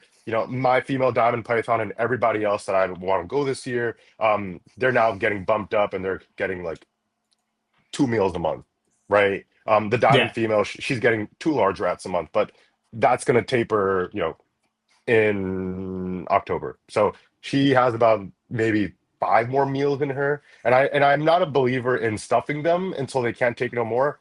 I'm a believer in stuffing them until you look like you can survive a winter. Yeah. Yeah. I never got that. At the people keep telling me with Timor pythons, it's like feed it till it pukes. I'm like, I don't want to do that. Like it sounds That bad. doesn't sound right. Yeah, I don't like it. It's Yeah. also that's a waste of rat. So Yeah. so Okay. So it's so basically at that point, come the end of November, you're sort of cutting it off. You're letting them get to their cold. Do you gradually bring down the temps, or is it like a just boom? flip the It's on. switch. Throw the switch, I, Igor. I do it gradually. I want to say maybe over the course of maybe 2 to 3 weeks. So like Okay. my diamond pythons aren't in my main snake room, right? Like this room is a little warmer, right? You got all the Indo and Australian stuff in here. The diamonds are actually in my room because that room is cooler. I prefer cooler temperatures. So they'll take the cold in that room for about a week, right? Nothing changes. They'll have their basking light. Then I'll move them to the back of my apartment where my kitchen and my pantry is, which gets noticeably cooler than sort of the front half of my house. They'll Cool. stay there for about another week. They'll probably drop down another 5, 6 degrees. And then they go into their permanent winter sort of space, which is the pantry. And at that point, they start feeling the brunt of the cold weather as it comes, right? Yeah. Yeah. Yeah. So Which your is cycle, as far as the heat, the light, and the heat are tied together. So you're just basically going by whatever the sunset. Yep. That's how long they get. So as it's going shorter, they're going shorter. Okay. Yeah, I makes treat them like a North American colubrid. That's honestly the best way to describe it. And Yeah. Owen gets it. Like, Yeah. it's something I like- mean, it's when I salute the king snakes and be like, I'll see you in a couple months. Like it's I hope you make it. But Yeah. I will say the my specs pissed me off this year because she laid 11 eggs and she looked bad after she laid the eggs, and I've been feeding her like crazy. And then yesterday I found another 8 eggs. I'm like, no one asked you to double. No one asked you to do this. And now she looks even worse. And I'm like, great. So you're off for the year next year. Like it, like pythons is so much easier. Just drop it. We're done. Like it's Right. Yep. Yeah. And I want to make sure I'm clear in that, like, I treat them like colubrids, like North American colubrids, but I still, you have to give the diamond pythons heat. You have to give Yes. them somehow to bask, some way to bask in the winter. However, Yes. I've noticed that, and Eric, have you noticed this as well? They don't always come out to bask in winter. No. They stay hunkered Yeah. down. Yeah. I noticed when they were smaller, I noticed that I think I've talked about it on the show. Like I had similar thing where the lights were on a timer. I don't know why, but for some reason I turned it like off for a little bit in the afternoon, and I would bring it back on like at say 3 o'clock, and let it run until sunset or whatever. And I would notice that time they would come out and bask more Yeah. than anything. But yeah, like I know what you're saying about getting it cold and this doesn't feel right. Yeah. So like I'm in my room, I have a big window, and what I did this year was I opened the window and just let the cold air in, and I was like, Yeah. oh my god, I'm cold. This can't be good. No, this is everything that I learned not to do. What am I doing? No, this won't work. Oh my god, I'm freaking myself out in my head. Like, this just seems wrong. Yeah. This year Yeah. we're gonna Yeah. be recording podcast, and Eric's gonna be like in a heavy winter coat, being Yeah. like, "So, what was Yeah, it because like they're to right go here. herping?" He's gonna be like, oh yeah. Hey, That's so Eric, cool. I'll send you the link to the fan. Like, Oh, okay. I absolutely think you'll get it done. Like, it's just a matter of getting them as cold as you need to get them cold, Yeah. right? Like, Yeah. Gotta get to the line. yeah, you gotta cross the line essentially. You gotta Yeah. feel uncomfortable. And Not the- like diamond pythons, yeah, go Not the for it, 34, not the 34-degree line. No. Another No, line. No. This is the bad line. There are other That's- lines. Yeah, just Take Yeah. my advice. Listen to my experience. Right. But I will say that, like, the diamond pythons, I like to take them cold enough to a point where they're not trying to eat me. Yeah. Because if they're in the 50s, they're still out. Like, they're willing to come out Oh, and, yeah. and give you a bite. And my diamonds are voracious. Like, I don't trust those snakes whatsoever. I just don't. They Oh, think yeah? everything's Really? food. No. Yeah. Yeah. They do get I did notice that. And that probably tells me that maybe I didn't get them cold enough because they were they were still like chondro pose, ready to go. Like, come near me and I'll Yeah. bite the shit out of you. You know, it's like anything that Yep. crosses underneath this path is dead. You know, and you're just like, oh, Yeah. okay. It's And cold. so, I'm hungry. Things are dying. All right. Yeah. Just. Eric, I didn't start noticing that behavior until temperature started coming up, right? So like that's when I knew to start feeding the diamonds Mm-hmm. is, Okay, I was going to ask you that. Yeah. yep, Okay. yep. So they went from barely basking through in the middle of the winter, they were barely basking. Um, they would eventually start coming out, like you said, towards the end of the day, right? Like around 3:30, capture maybe like an hour and a half of sun before it completely sets. Right. Um, then they got to the point where they were like, just posturing, right? Like just dangling the head from the nest Mm-hmm. box. And I was like, all right, well, it's the week before Tinley. I'll give you guys another week, and then I'll feed you right when I get back. Um, and man, they were very excited for the meal. I'll put it that way. So But come basically that's March. You're yeah, bringing back up, right? Okay. yep, Okay. bringing them back up like first, second week of March.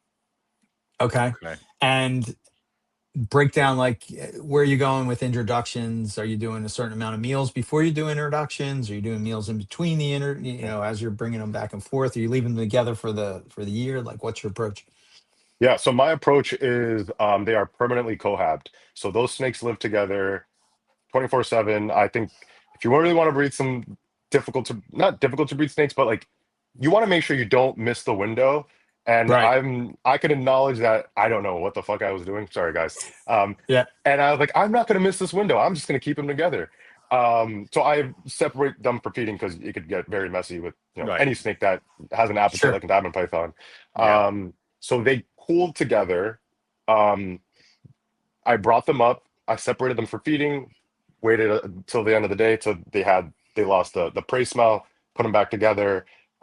And I only fed them once before they stopped eating.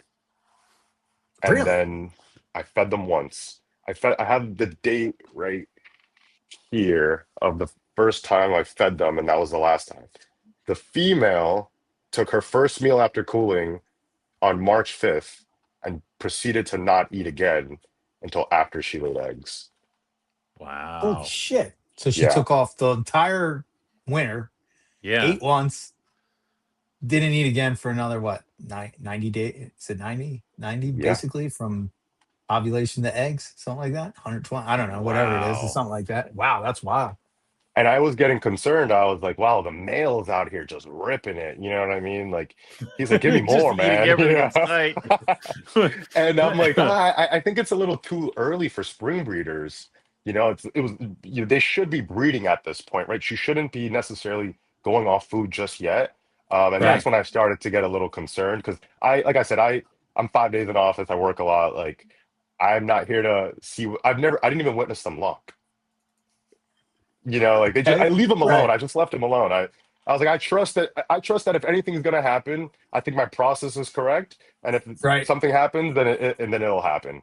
Yeah. Um, but yeah, she ate her first meal after cooling on March 5th, and then I attempted to feed her maybe 3, 4 more times after that. She wasn't Um, having it. wasn't having it. Ish was like, dude, I don't know, man. That's kind of like, I don't know. And then I was talking to Kohler, and I was like, Kohler, like, this is what's happening. And, in typical Kohler fashion, he says, she's either gravid or she's dying. And I was like, oh, Thank you. man. Thank you. There's no in between. Okay.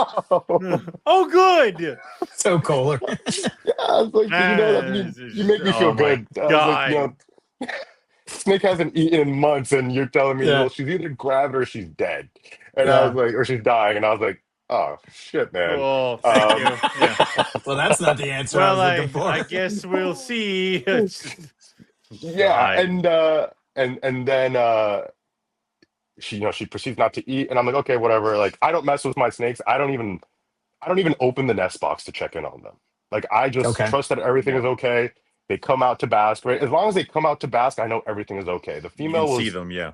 yeah, she was still drinking, she was still moving around, she was basking a lot. I was like, she looks a little swollen for a snake that hasn't eaten in a long time. Ish came over. Ish was like, that snake is gravid. I was like, nah. See, the same thing freaking happened. Like, I need Eric to come over and be like, that one, and that one. And I'm like, are you sure? He goes, yes, I am. I can see the eggs between the scales. Like, Yeah. And I'm like, I won't be like, I'm on the fence with this one. I'm And gonna I put open this it up down and she's as like a this maybe. big. I'm like, what do you mean you're on the fence? You're like, it's fucking huge. I'm like, so maybe, right? Maybe? Yeah, Maybe. exactly. And I've never bred a snake before, so I didn't know what a gravid snake looks Sure. like. Yeah. Right. So I was like, I guess I just fed her well. I guess she just holds her weight really, really well. You know what I mean? She's good. Yeah. Solid. She's all right. Yeah. And then my buddy Andrew came over as well. Ish also came over that time, and he's a phenomenal retic breeder. He breeds retics, breeds scrubs, like amazing. He's someone I recommend you guys look into and consider having on your show. He is amazing. Okay. He palpated my diamond python. He's like, dude, there's eggs in here. And I was like, nah, there's not. Dude, I was like, nah. Lying. Why are you Liar. lying? Yeah, I was like, no way. And I was like, I was very much like, this isn't gonna happen, right? Like until I see eggs, nothing's happening. My Brisbane girl at that point was playing games with me. My inland girl that's a whole nother debacle. I was like, nothing's happening. And then one day I go for my first herping outing of the season. We went down to the Pine Barrens. Really crappy experience. Some of the habitat that we frequent was bulldozed, and yeah, dude, it ruined my day. Yeah. But the bright side of that day was, as we were leaving, we saw a pair of subadult bald eagles land right in front of us. Cool. They were huge. Yeah, it's a big bird. No one ever thinks about that until you're like right in front of it. You're like, that thing's hip level. That is a large bird. Like, it is, Holy shit, that's how big they are. Oh, they're huge. Dude. Yeah. Why? Like, and if it's your hip level, holy shit. Like, you think I'm joking when I say I have to protect you from large birds of prey? Like, yeah, dude, you're in their wheelhouse. Like, it's oh wow, okay. Crap. Like, it's podcast is over. Yeah, damn it. And so she stopped eating on March 5th. That was her last meal. And then she laid eggs on, I believe it was May 16th. So when I got home from herping that day, I noticed that the female hadn't come out to bask. So I popped open the lay box, and there she was, perfectly coiled on some pearly whites. Nice. Okay. Did you? So was she was staying in that nest box the whole time? She wasn't. You said, did you see like behavior of her coming in and out, or?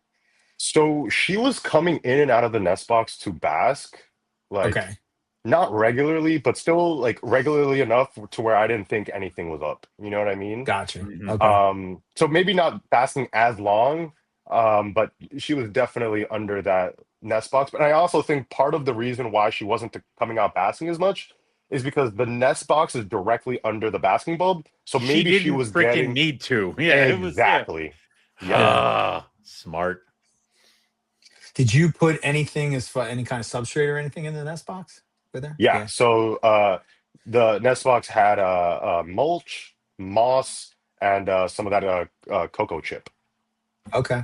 And I dampened it down. Yeah. And then you just let it go for the season. You didn't continue with it. Yeah. Okay. It was interesting. I was listening to Ryan with Ari talking about boneless pythons, and he was talking about the nest box, and like that he was saying that why wouldn't a python? Why would they do all the steps and then not ovulate? And I know we've talked about this before. We've had people on that said maybe it's the nest box or nest or whatever they're doing. And I guess it would make sense because they're very nest oriented. But it just made me think, like, do you give your pythons nest box year round? I don't. I guess it's a hide box in a way, but I mean, it's a hide box with substrate, and that's pretty much what it becomes a nest box when she puts eggs in it. Yeah. Right. Until then, it's a box. Yeah, I keep the nest box in there year round. Yeah. Year round? Okay. Yeah. But I also because now I'm starting to get into the whole thing of multiple hides. I don't moss up the freaking ceiling hides, but that's where the freaking rough scale python put her eggs.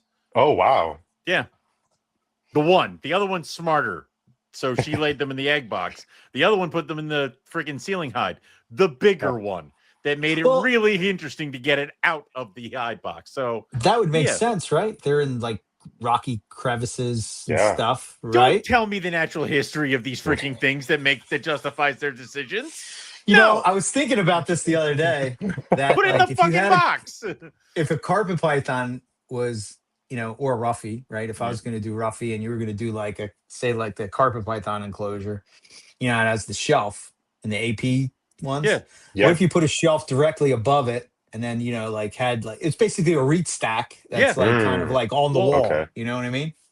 Yeah, that's cool. That would be interesting. Maybe you could be able to, that they could get that rocky you know what experience. Yeah. You know what's the species that reminds me a lot of the diamond pythons and like just herping them? Timber rattlesnakes. Yes. When I think of timber rattlesnakes, I envision diamond pythons live similarly. I would agree. They live in the mountainside, right? It's really cold.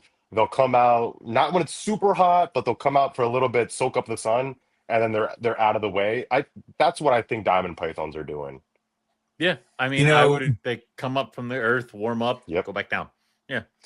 Being the couple places that we went to try to find them and herp for them, very, very similar habitat, in my opinion, to timber rattlesnakes. That's a good observation because very rocky, you know, like the same type of trees, you know, a lot of like, you know, what would you call that?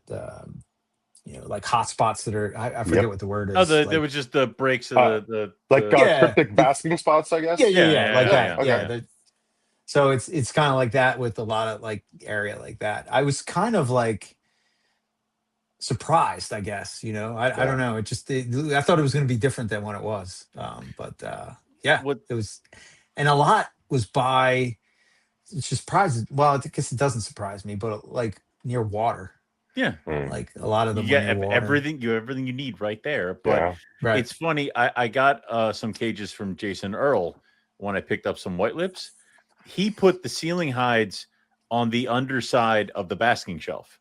So you have the basking shelf, but then the snake could go into a suspended hide where now the shelf is the ceiling. And then they still have a hide box, and then they also still have a ceiling hide.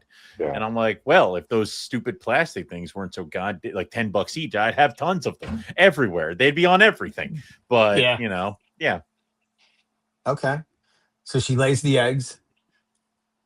Any issues with the eggs at all? Like incubating them, anything like that? Just normal python incubation you follow? When did you stop screaming after you saw the eggs? Was it a good 24 hours? So I know. Did you not have to tell anybody? Did they just hear it? Yeah. I didn't react. Excellent, close. It's just no, that's exactly what happened. I looked at the eggs. I was like, no way. Closed it. I was like, I didn't breed diamond pythons. I was like, there's no way this I'm still not 100% sure that she's gravid. It's like, well, no, she isn't anymore. It's like, and so like the way she was coiled up, she was coiled up on them perfectly, but I could see just one little smidge of white. And I send the picture to Ish, and Ish is like, those are eggs. Yeah. And I was like, I don't know. I was like, we'll never know. Wait, you did what? There's one spots in her coils. What else could it be? Could be your egg. I don't know, man. We don't know. I don't know, man. It could be all slugs. It could be anything. So man. Okay. I pulled her apart, and I was like, wow, perfect clutch. She laid 11 eggs and 1 slug. So perfect, crisp clutch, no blue bags. It was amazing. Nice. I incubated them in a sim container at typical python incubation temperatures. Okay. Using the water in the bottom. Did you add substrate? Yeah. Okay. Yep, water in the bottom. Yep, correct. And I also ventilated the top of my sim container. Just like one big air hole, not one big air hole, but I saw a soldering iron to put an air hole in the middle. Because that way I could avoid. Exactly. All right, now. That way I could avoid having to go in there and like consistently need to wipe off the condensation. Because like I said, with my work schedule, I'm not always around, and I didn't want anything bad happening to the eggs. Okay. were you able to see them pip, or did you see them like after they had? And we're again, if you're, I didn't count breeding children's pythons until the little bastards got out of the eggs. Okay, like Mhm. so it seems like you'd be still on the page where like I didn't breed diamond pythons, and like they're Yeah, no, pipping. No, they could all be little freaks in there. They couldn't survive. yeah, Let's wait till they get out. Yeah, so no, yep. literally exactly that. I think I told Balin, I told Kyle Harper, I think I told Kohler and Ish, obviously, and my buddy Yeah. Andrew, but no one else knew. I was like, yeah, these eggs could go bad. Like, I'm a very sort of like, until it happens, it doesn't happen, right? You got to see it through. Yeah, Um, exactly. Yeah. so I ended up going to the Pomona show. Some of my buddies, they were vending. Um, and as I was leaving that morning, Ah, oh look at them. wow, oh man. As I was leaving that morning, the eggs had little sort of diagonal lines on them. Yeah, And I was like, holy shit, these snakes are gonna hatch any moment now. yeah, Any moment now. And so I went to San Diego for the Pomona show, and my girlfriend was checking in, just on on my collection. And yeah, my girlfriend, who bless her heart, she's amazing, an animal person, not necessarily a snake person, but appreciate. She loves it. I love it. yeah. Um, Right. she witnessed diamond pythons hatching, and she sent me a picture of like four little heads poking out of their eggs, and she was like Ah. flipping out. I'm like, "Do you realize what you just saw?" Like, tell them to stop. Tell them I'll be home soon. Tell them to wait for me. Like, yeah, it's dude. Nice. Look at All that right, group, man. I Wow. don't. There's no need to show me updated pictures next time I see you at Hamburg or Oaks or Yeah, whatever. yeah. We don't need to discuss this because those are dangerous little things right there. Like I'm already looking, I'm like that one and the Yeah. whole like, yeah, And damn. I want to ask you guys a question. Is Yeah. there anything in this clutch right here, in this picture, that jumps out at you? Oh, Oh, Like anything that just yeah. looks, this yep, guy, this reduced pattern diamond python yep. that's right the fuck here. I Where? popped out a reduced pattern diamond out The of this head that clutch. This all one? the way to the Right there. yes, look at that. Look at Yep. that side. Yeah. Yep. Yeah. And it's red. It was red. It's Yes. not picking it up that well, but like when they hatch, the babies are dark, right? They're almost black, Oh yeah, but yeah, that yeah. one was like red. Huh. Well, Yeah. son of a Interesting. bitch. All right. So I kind of like. what deal with Satan did you make to make it that your first python breeding was diamonds and that you popped out a reduced pattern? I think it's just consistency and staying committed, right? I really took the advice that you guys, preach. Get your snakes as babies, put the time in, raise them, right? Like don't cut any corners. And if it's supposed to work out and you do what you're supposed to, then they'll breed. Jesus. That's Apparently, I awesome. can't even take my own advice. What the hell? I mean, I didn't either with half my shit because I'm like, Yeah. yeah, my white lips. No, I did buy her as an adult. Like it doesn't. Yeah. So Well, Eric, damn. Oh, it's question a for beautiful you. clutch, man. Yeah. Do you keep your diamonds together throughout the cooling process? So the first time I tried, yes. Last Okay. year, no, I didn't. Okay. No. And did you notice any sort of like a difference in behavior? Like were they more inclined to like mate with each other, like either the So I first year or the noticed. second year? So the first year, I introduced them when, yeah, I put them together when they were cooling, Yeah. and I did notice locks where I didn't notice the locks when they were separated. I don't know if Mm, that matters. It's okay. interesting because I don't know. What's your thoughts on like because when I was looking at wild diamonds, I had mentioned that I found a picture of like a group. You know what it was? It was remember when they found all the diamonds on the beach and they were Yeah. shoved in those Yeah. rocks? I In don't the know if you rock remember cracking. Yeah. that Yeah. Yeah. video or whatever. Yeah. And I think I was talking to somebody from Australia, and I was just basically saying like, are they found together a lot? And he sent me. I'll send them to you so you can check them out. But there's like a lot of pictures of like just groups of like again it's funny you say it's like it kind of reminds me of the way that the rattlesnakes are, where they're Yeah. all kind of like together in Hmm. this hibernaculum, if you will, or whatever, or they're right around that area. I don't know. I don't know if that matters. I don't know if you need multiple males. I don't know if that's a strategy that they have in the wild. I don't know, but it just stuck out to me that it wasn't like one. You saw like one picture of it. It was just like multiple Yeah. people, and then once that happens, everybody from Australia starts sending me the pictures of it, and it's like, oh shit, like wow, this is really kind of a thing. Um, Yeah. so I don't know. I'm definitely going to try that this year for sure. See what happens. Put them together because that's where I saw a lot of action. Um, I think though that for me, I don't know. I felt like I guess I felt until I had this conversation with you that it was the feeding part of it, but maybe it was Okay. just the temperature. Maybe I just didn't get them down to that How cool were you getting them? line. Mm. I think I got them in the low 50s, but it never Okay. got that like. I don't know. I think I got nervous. I think I Yeah. got scared, man. It's just like Yeah. There's nothing wrong with that. Like we've been ingrained to not do it, but then Yep. Yes, also I think I just gotta let that go. yeah, but also I think it's got to be a mixture of the both. It's the food and the temp. It's because Yeah. plenty of people get them cold, but nothing happens. Like I think it's the feed and then cut, and then it's the cool, and then it also always comes down to the individual animals. Absolutely. Where it's so hard when you Yeah. only have a pair or two pairs or something like that, because we've all had it where the one male is like, I don't know why she's in here, and then you can substitute another boy, but you can't when you only have one male, two males. Like The crazy thing is it was reduced pattern to reduced pattern. Oh, dude. yeah, Yeah. yeah.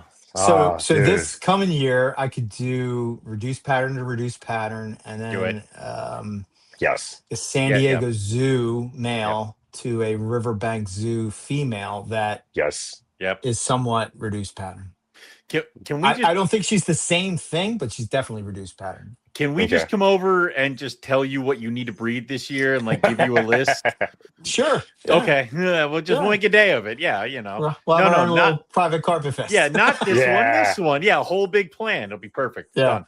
Yep. You Hey, should I'd do love to this see with this. some. I'd love to see some Russian red tiger. That's one project that you guys talk about that I'm like, Dude. yeah. So yeah.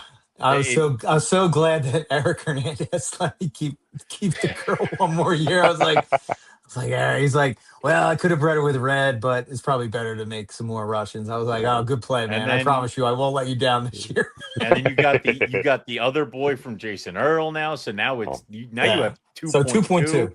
Yeah. Put them all Yeah. together. Let them calm Everybody. down. Yeah. Get a big cage. Let's figure this out. Yeah. That's fine. I do want Owen at some point to come over because I want him to look at them so Mhm. he can give me his opinion on who he thinks should go with who. Okay. Because Um, I have so now my you got thoughts, but options. Okay. yeah. I bet you Right. they're the exact opposite of what I would do. I Like, promise you that they are. Yeah, you're gonna be like that one and that one. I was you're like, like, okay, but why? I was right. Idiot. Yeah, and then we're just gonna. Dory's gonna be I like, why just are needed you to make yelling at sure each that I was doing the opposite of you. Dory's just gonna be like, why are you two yelling at each other? It's like, no. It's, yeah.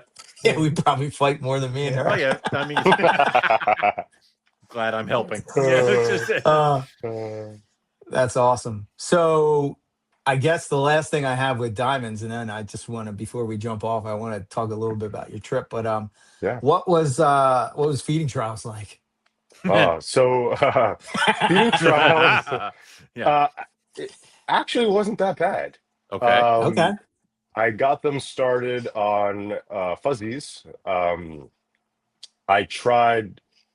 So I feed them every week. I try every week, right? If you don't eat, whatever, you'll try next week, right?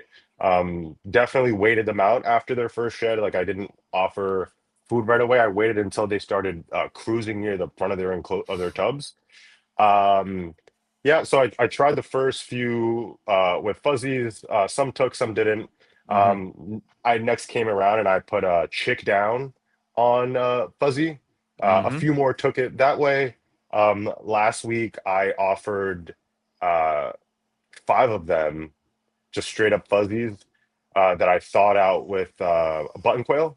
So I didn't put any sort of down on it, just thawed them out together. and five of them smashed their meals, including the reduced pattern male. So I was like, yes. Um, and then I have two holdouts. So I mentioned that I had 11 eggs. Mm, Unfortunately, one died in the egg while I was in San Diego. So always one. uh, Yeah. yeah, so I had 10 good babies. 10's good. Nice. 10's great. That's a fantastic number, you know. But I think what you should focus on is there could be some trade options of rough scale pythons available to you Ooh. nearby. So, Oh, I mean, we're just tossing things out here. So, yeah. yeah. There you go. You may be talking my language. There we go. See, I knew Yeah. I knew I'd find somebody. Everybody I was talking to last year, I'm like, roughies, and they're like, I already have them. I'm like, God damn it! It's like, I need to find a diamond breeder that didn't have rough scale pythons. So yeah, we'll figure it out. Nice. So Cool. All right. So yeah, well, that's kind of what Lucas just said that was approach. He just like slowly but surely they all eventually came around, just trying different things. You yeah, know, Yeah. you get 3 holdouts, 2 holdouts, no holdouts, and one doesn't eat again, and then back again to the cycle and seem. it. It's funny because I don't have any button quail right now, but I did have the in case of emergency break glass bag of quail eggs that had been incubated to a certain point that had a little chick in there. And these like 3 carpet pythons were like, no. I'm like, you have no idea what you're talking about. So I got one though. I got one carpet, but Yeah. I haven't tried that with Nice. these guys yet. That's in the next couple weeks, but I have to do a button quail order. So Yeah. Nice. So tell us Cool. about your trip.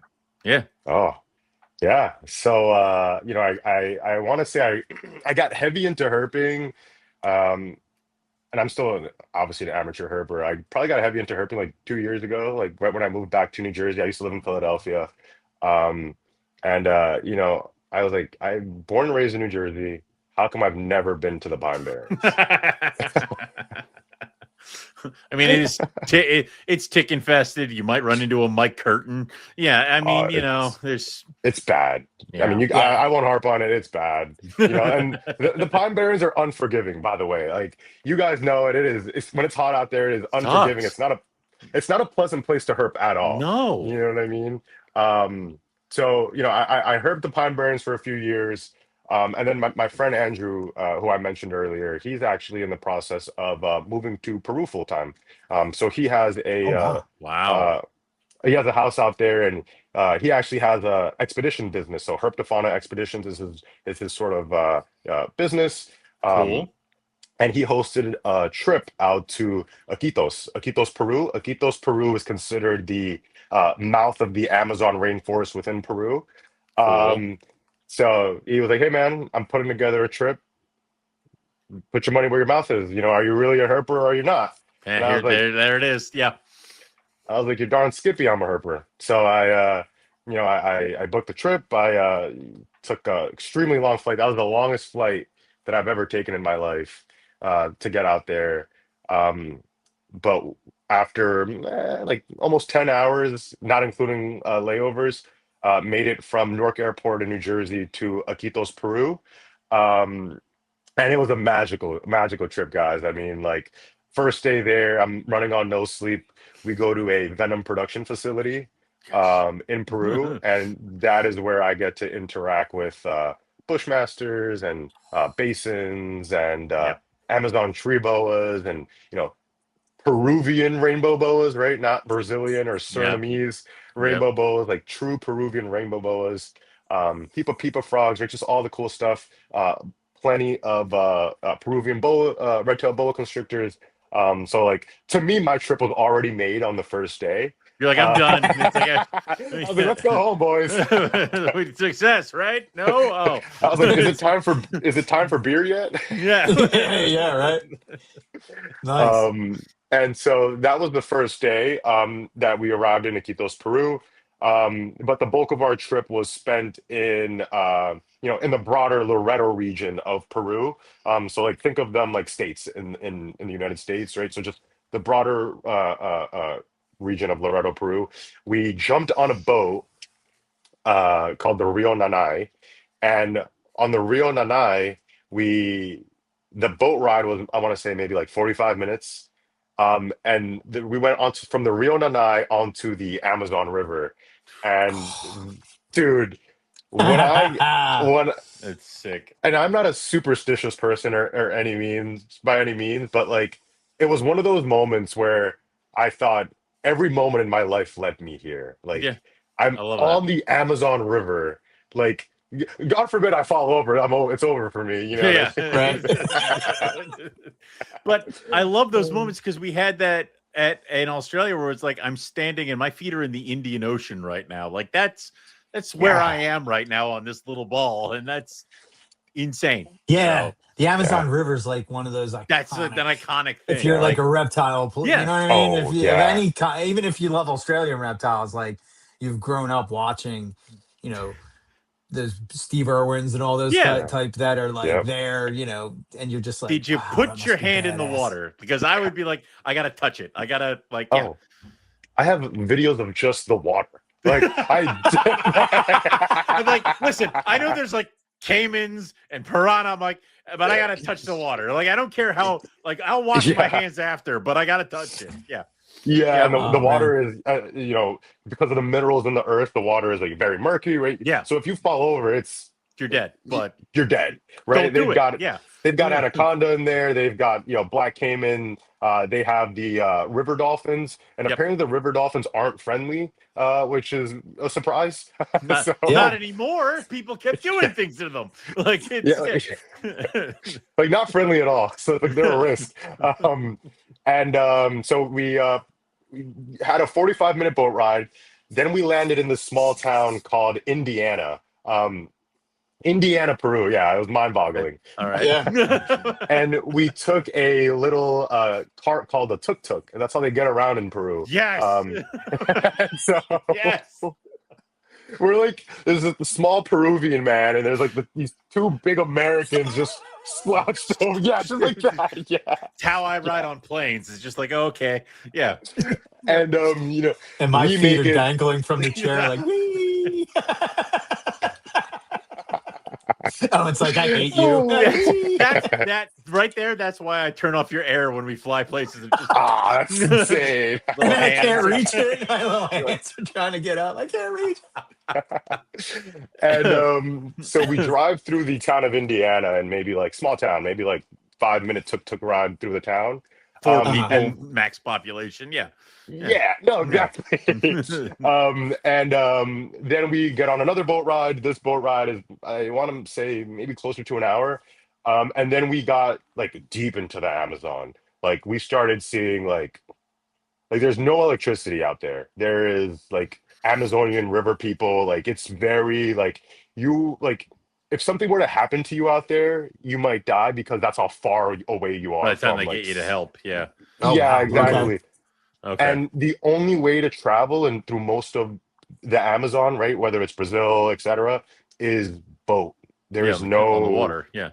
yeah, there's that the river sustains all the communities out there. Um, Jesus.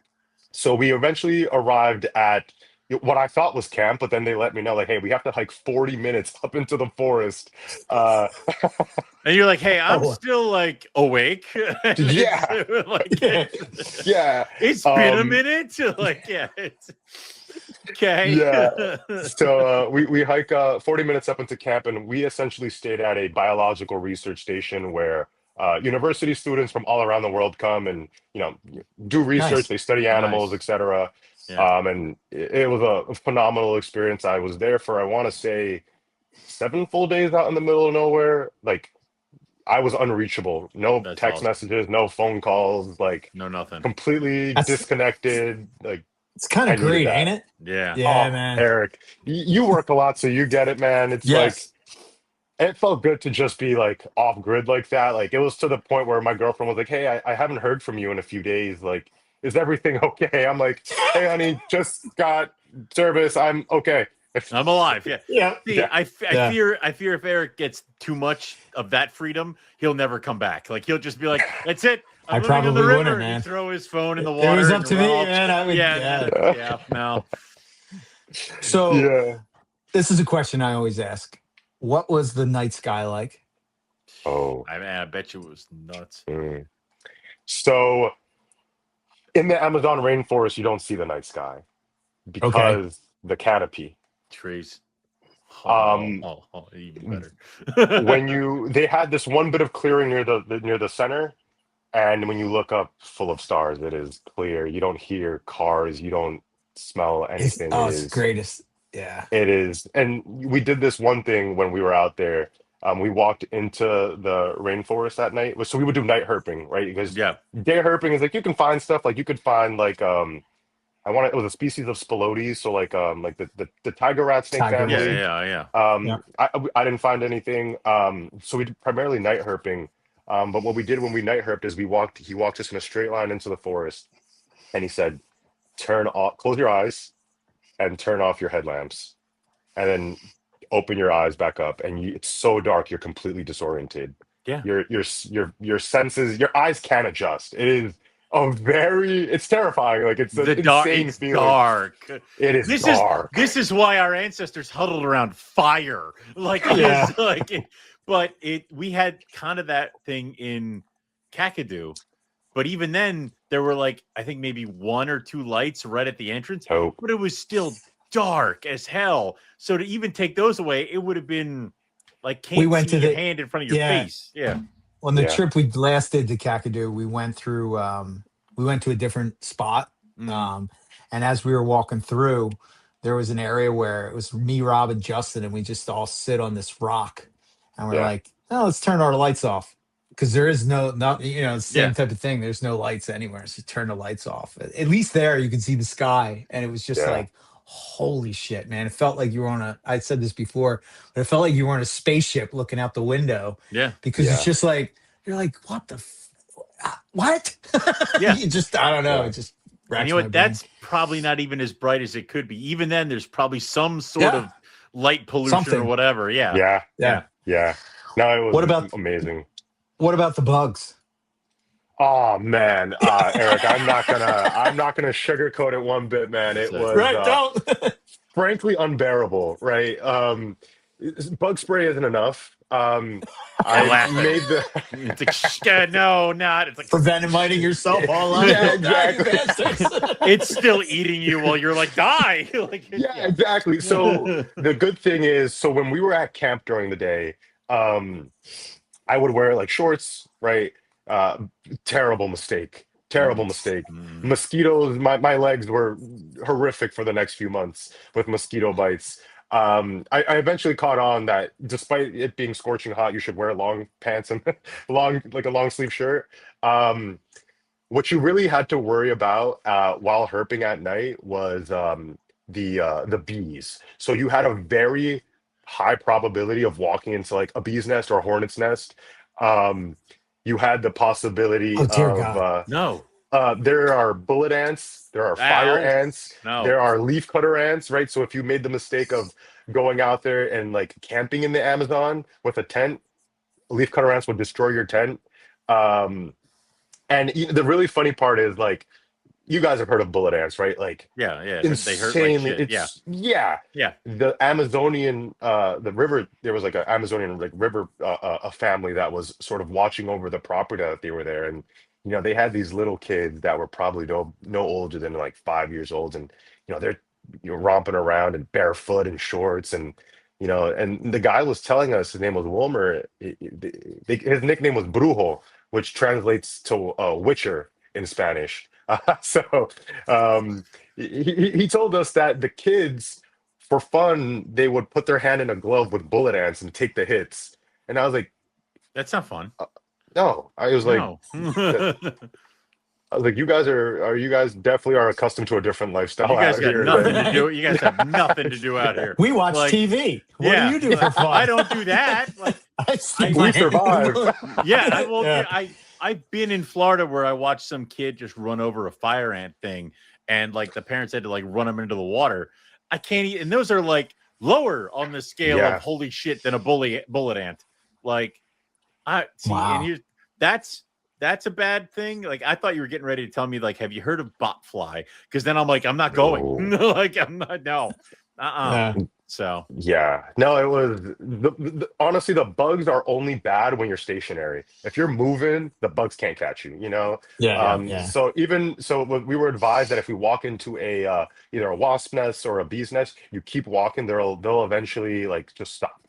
They'll eventually stop following you. the threat Yeah, has eventually. You yeah, do have to go back that way. Meanwhile, you have your face all They're swollen waiting up for like Will Smith from.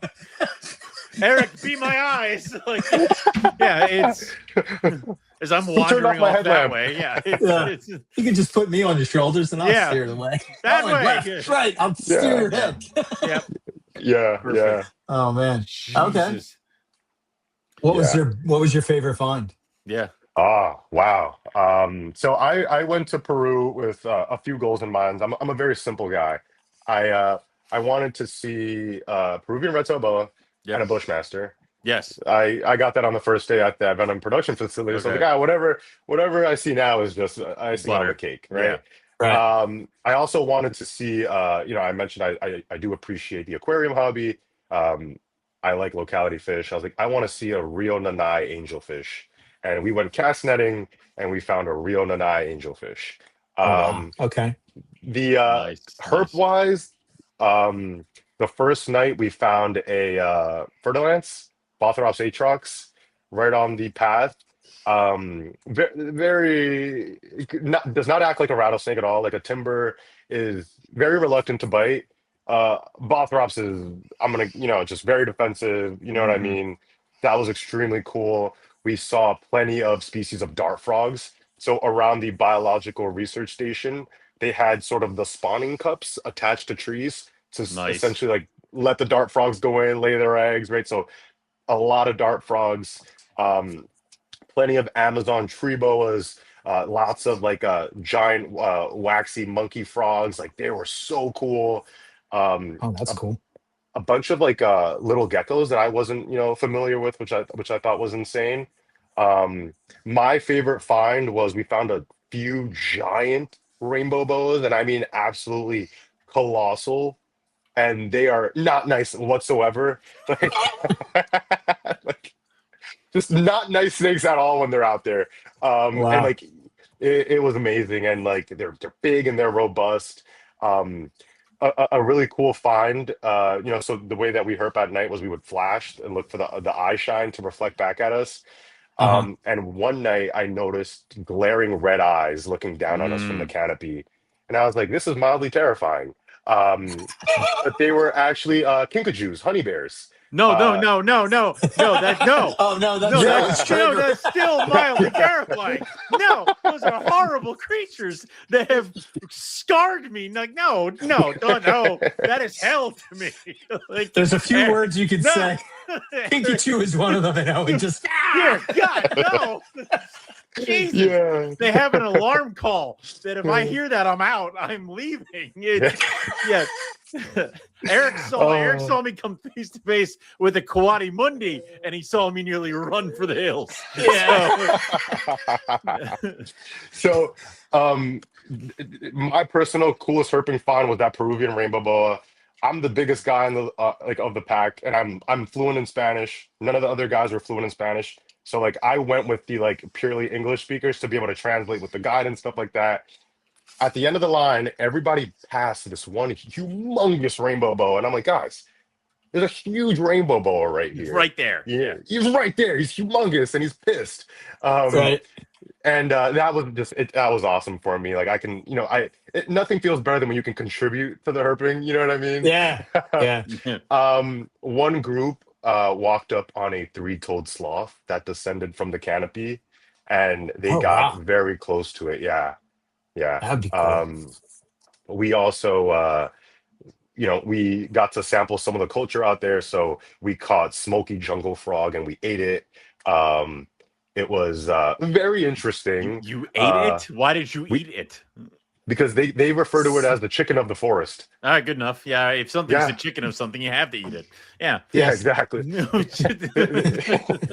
They sauced it up, and I was like, it tastes like chili Nah, chicken. It's whatever. not bad. Yeah, it's fine. I mean, Yeah. we've had crocodile. It's all right.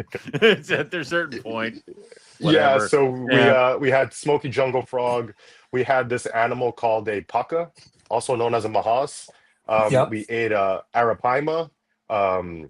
Grubs. They eat grubs out there. That was offered to me. I unfortunately that's where I drew the line.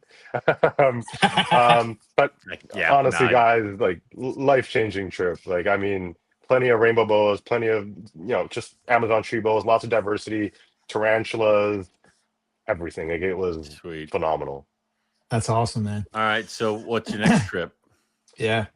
Because Yeah. I assume you got the bug now. Like, yeah. If everything proceeds according to plan, I will be herping in Thailand come Oh, come February. Yeah. nice. So I Okay. can I already found a sort of like expedition business that'll that'll allow you to go out there and herp. I've seen they found king cobras, retics, bunch of like vipers and boiga, and I'm like, even if I'm like, because it's kind of like a guy's trip, like with Yeah. me and my college buddies, but I'm like, I have to herp, Yeah. so it worked out perfectly. So hopefully, it leaves the group chat and it actually happens. Right. That'd be So cool. I would imagine retic is high on the list. Yeah. Oh yeah, Sure. yeah. absolutely. Oh, My yeah. favorite snake of all time, favorite python of all time is diamond python. Second, retic, but my favorite snake of all time is a king cobra. So if I can lay my eyes on a king Okay. cobra, that would be impressive. There'd also be Big kind talk, of like I mean, stalls like, me, just listen, like, you know, it would be impressive. Also terrifying if it just like Yeah. pops up. Like, well, that's good enough. Yeah. Yeah. That's Cool. awesome, man. Very cool. You'll have to let us know how that goes. Yeah, Too. absolutely. Yeah. Very cool. Well, I don't know. Anything else you want to hit on or want to put out there? Want to throw out Toss there? out a website or something. Do Yeah. you want people to talk to you? You don't have to. We've had other people be like, "Don't talk to me." Happens. Yeah. So always happy to talk snakes, guys. Anybody, whenever they want to reach out, feel free to reach out to me at Blackfish Herpetoculture on Instagram or at my Facebook page, Joan Fernandez, or also my Blackfish Herpetoculture page. I'm on all of the main groups. I will say I've talked about it a lot. I work a lot, and so if I don't get back to your message like in a prompt time, it's I work in finance. I don't have a life, and so that's the reason. Like, if you want to talk to me, we can set up a call. I'll catch you at a reptile show, or but always down to talk snakes, guys. If you're interested into some diamond pythons, I am letting go a very small amount. There's been a lot of interest. I'm holding back some. So I mean, yeah. As you should. Yeah. Let me guess. I think that reduced pattern one's probably on the list somewhere, right? Maybe. Yeah, absolutely. Yeah. Cool, Yep. So, man. guys, always happy to talk snakes. Thanks for having me on. Just wanted to let you guys know that I credit you guys a lot to how I've developed my collection over the last few years. My approach to keeping and breeding. I think what you guys do for the community is second to none. And I want to make sure that you guys get your flowers. Seriously, like going in my first carpet fest, I remember walking in, I see, Nick Mutton, Eric Kohler, Ryan Young, you guys all at the same table, and I'm like, pinch me, I'm dreaming. Which is hilarious because like we just had a weekend of like, oh my God, that's Jason Hood. There's Craig Schumbauer. Let's talk to Dennis. I mean, it doesn't stop. The names just change. Like it's So cool. Cool stuff, man. Yeah. Well, thanks for coming on. Dude, and congratulations. Long overdue, and congrats on the diamonds, man. Yeah, and keep rocking and rolling. You and I can swap Dunn's pythons crap after I bang my head of the wall against this coming year. So yeah. Between me, you, and Kohler, we'll do some. Somebody's got to do something. God damn it! Like one of us has to do it. Like it's because I think we also have if your babies are from where you Nick Bergener. Thank you. So he got them from Ryan Young. Okay. And Kohler's were from KJ's female, which was Ryan's male. And then my two larger ones, because I have three, my two larger ones are wild caughts. Like, there is room for swapping. Like we will be talking. Yes. We will be talking. We're okay. Yes. So, Nice. So awesome. All right. Well, we'll end it there. And yeah, thanks for coming on. And just just hang on there for a second while we close it out, because it's got to like Do upload or there's whatever. things. But The little gnomes have to spin the audio tape. Yeah. Anyway, Good. Thanks. It's been Thanks for having great, me on, man. gents. Yeah. Take care. Absolutely. All right, Owen, close it out. All right. So thanks everyone for listening. Check out Morelia Python Radio on all the different social medias and website and all that fun shit. Coming up, I have now just updated the website. All the first 2026 babies are up on the website. Caramels, super caramels, red jags, red tiger jags, red tigers, water pythons for some freaking reason now. Like, all of that is up on the website, and I'm probably going to give it a couple more days by the time you guys listen to it before I start throwing stuff on Morph Market. So if you're listening and you want to go check out some stuff, do it now, because your time is running out before everybody else can get their little hands on it. And yeah, stay tuned for more, because that's just the first batch of those kids that are getting ready to go. Others are getting ready. And the next show for me is going to be the October Hamburg show, but I might be making an appearance at the September Oaks. So cool. Very good. Okay. And what we'll say is thanks everybody for listening, and we'll catch everybody back here next time for some more Morelia Python Radio. Good night.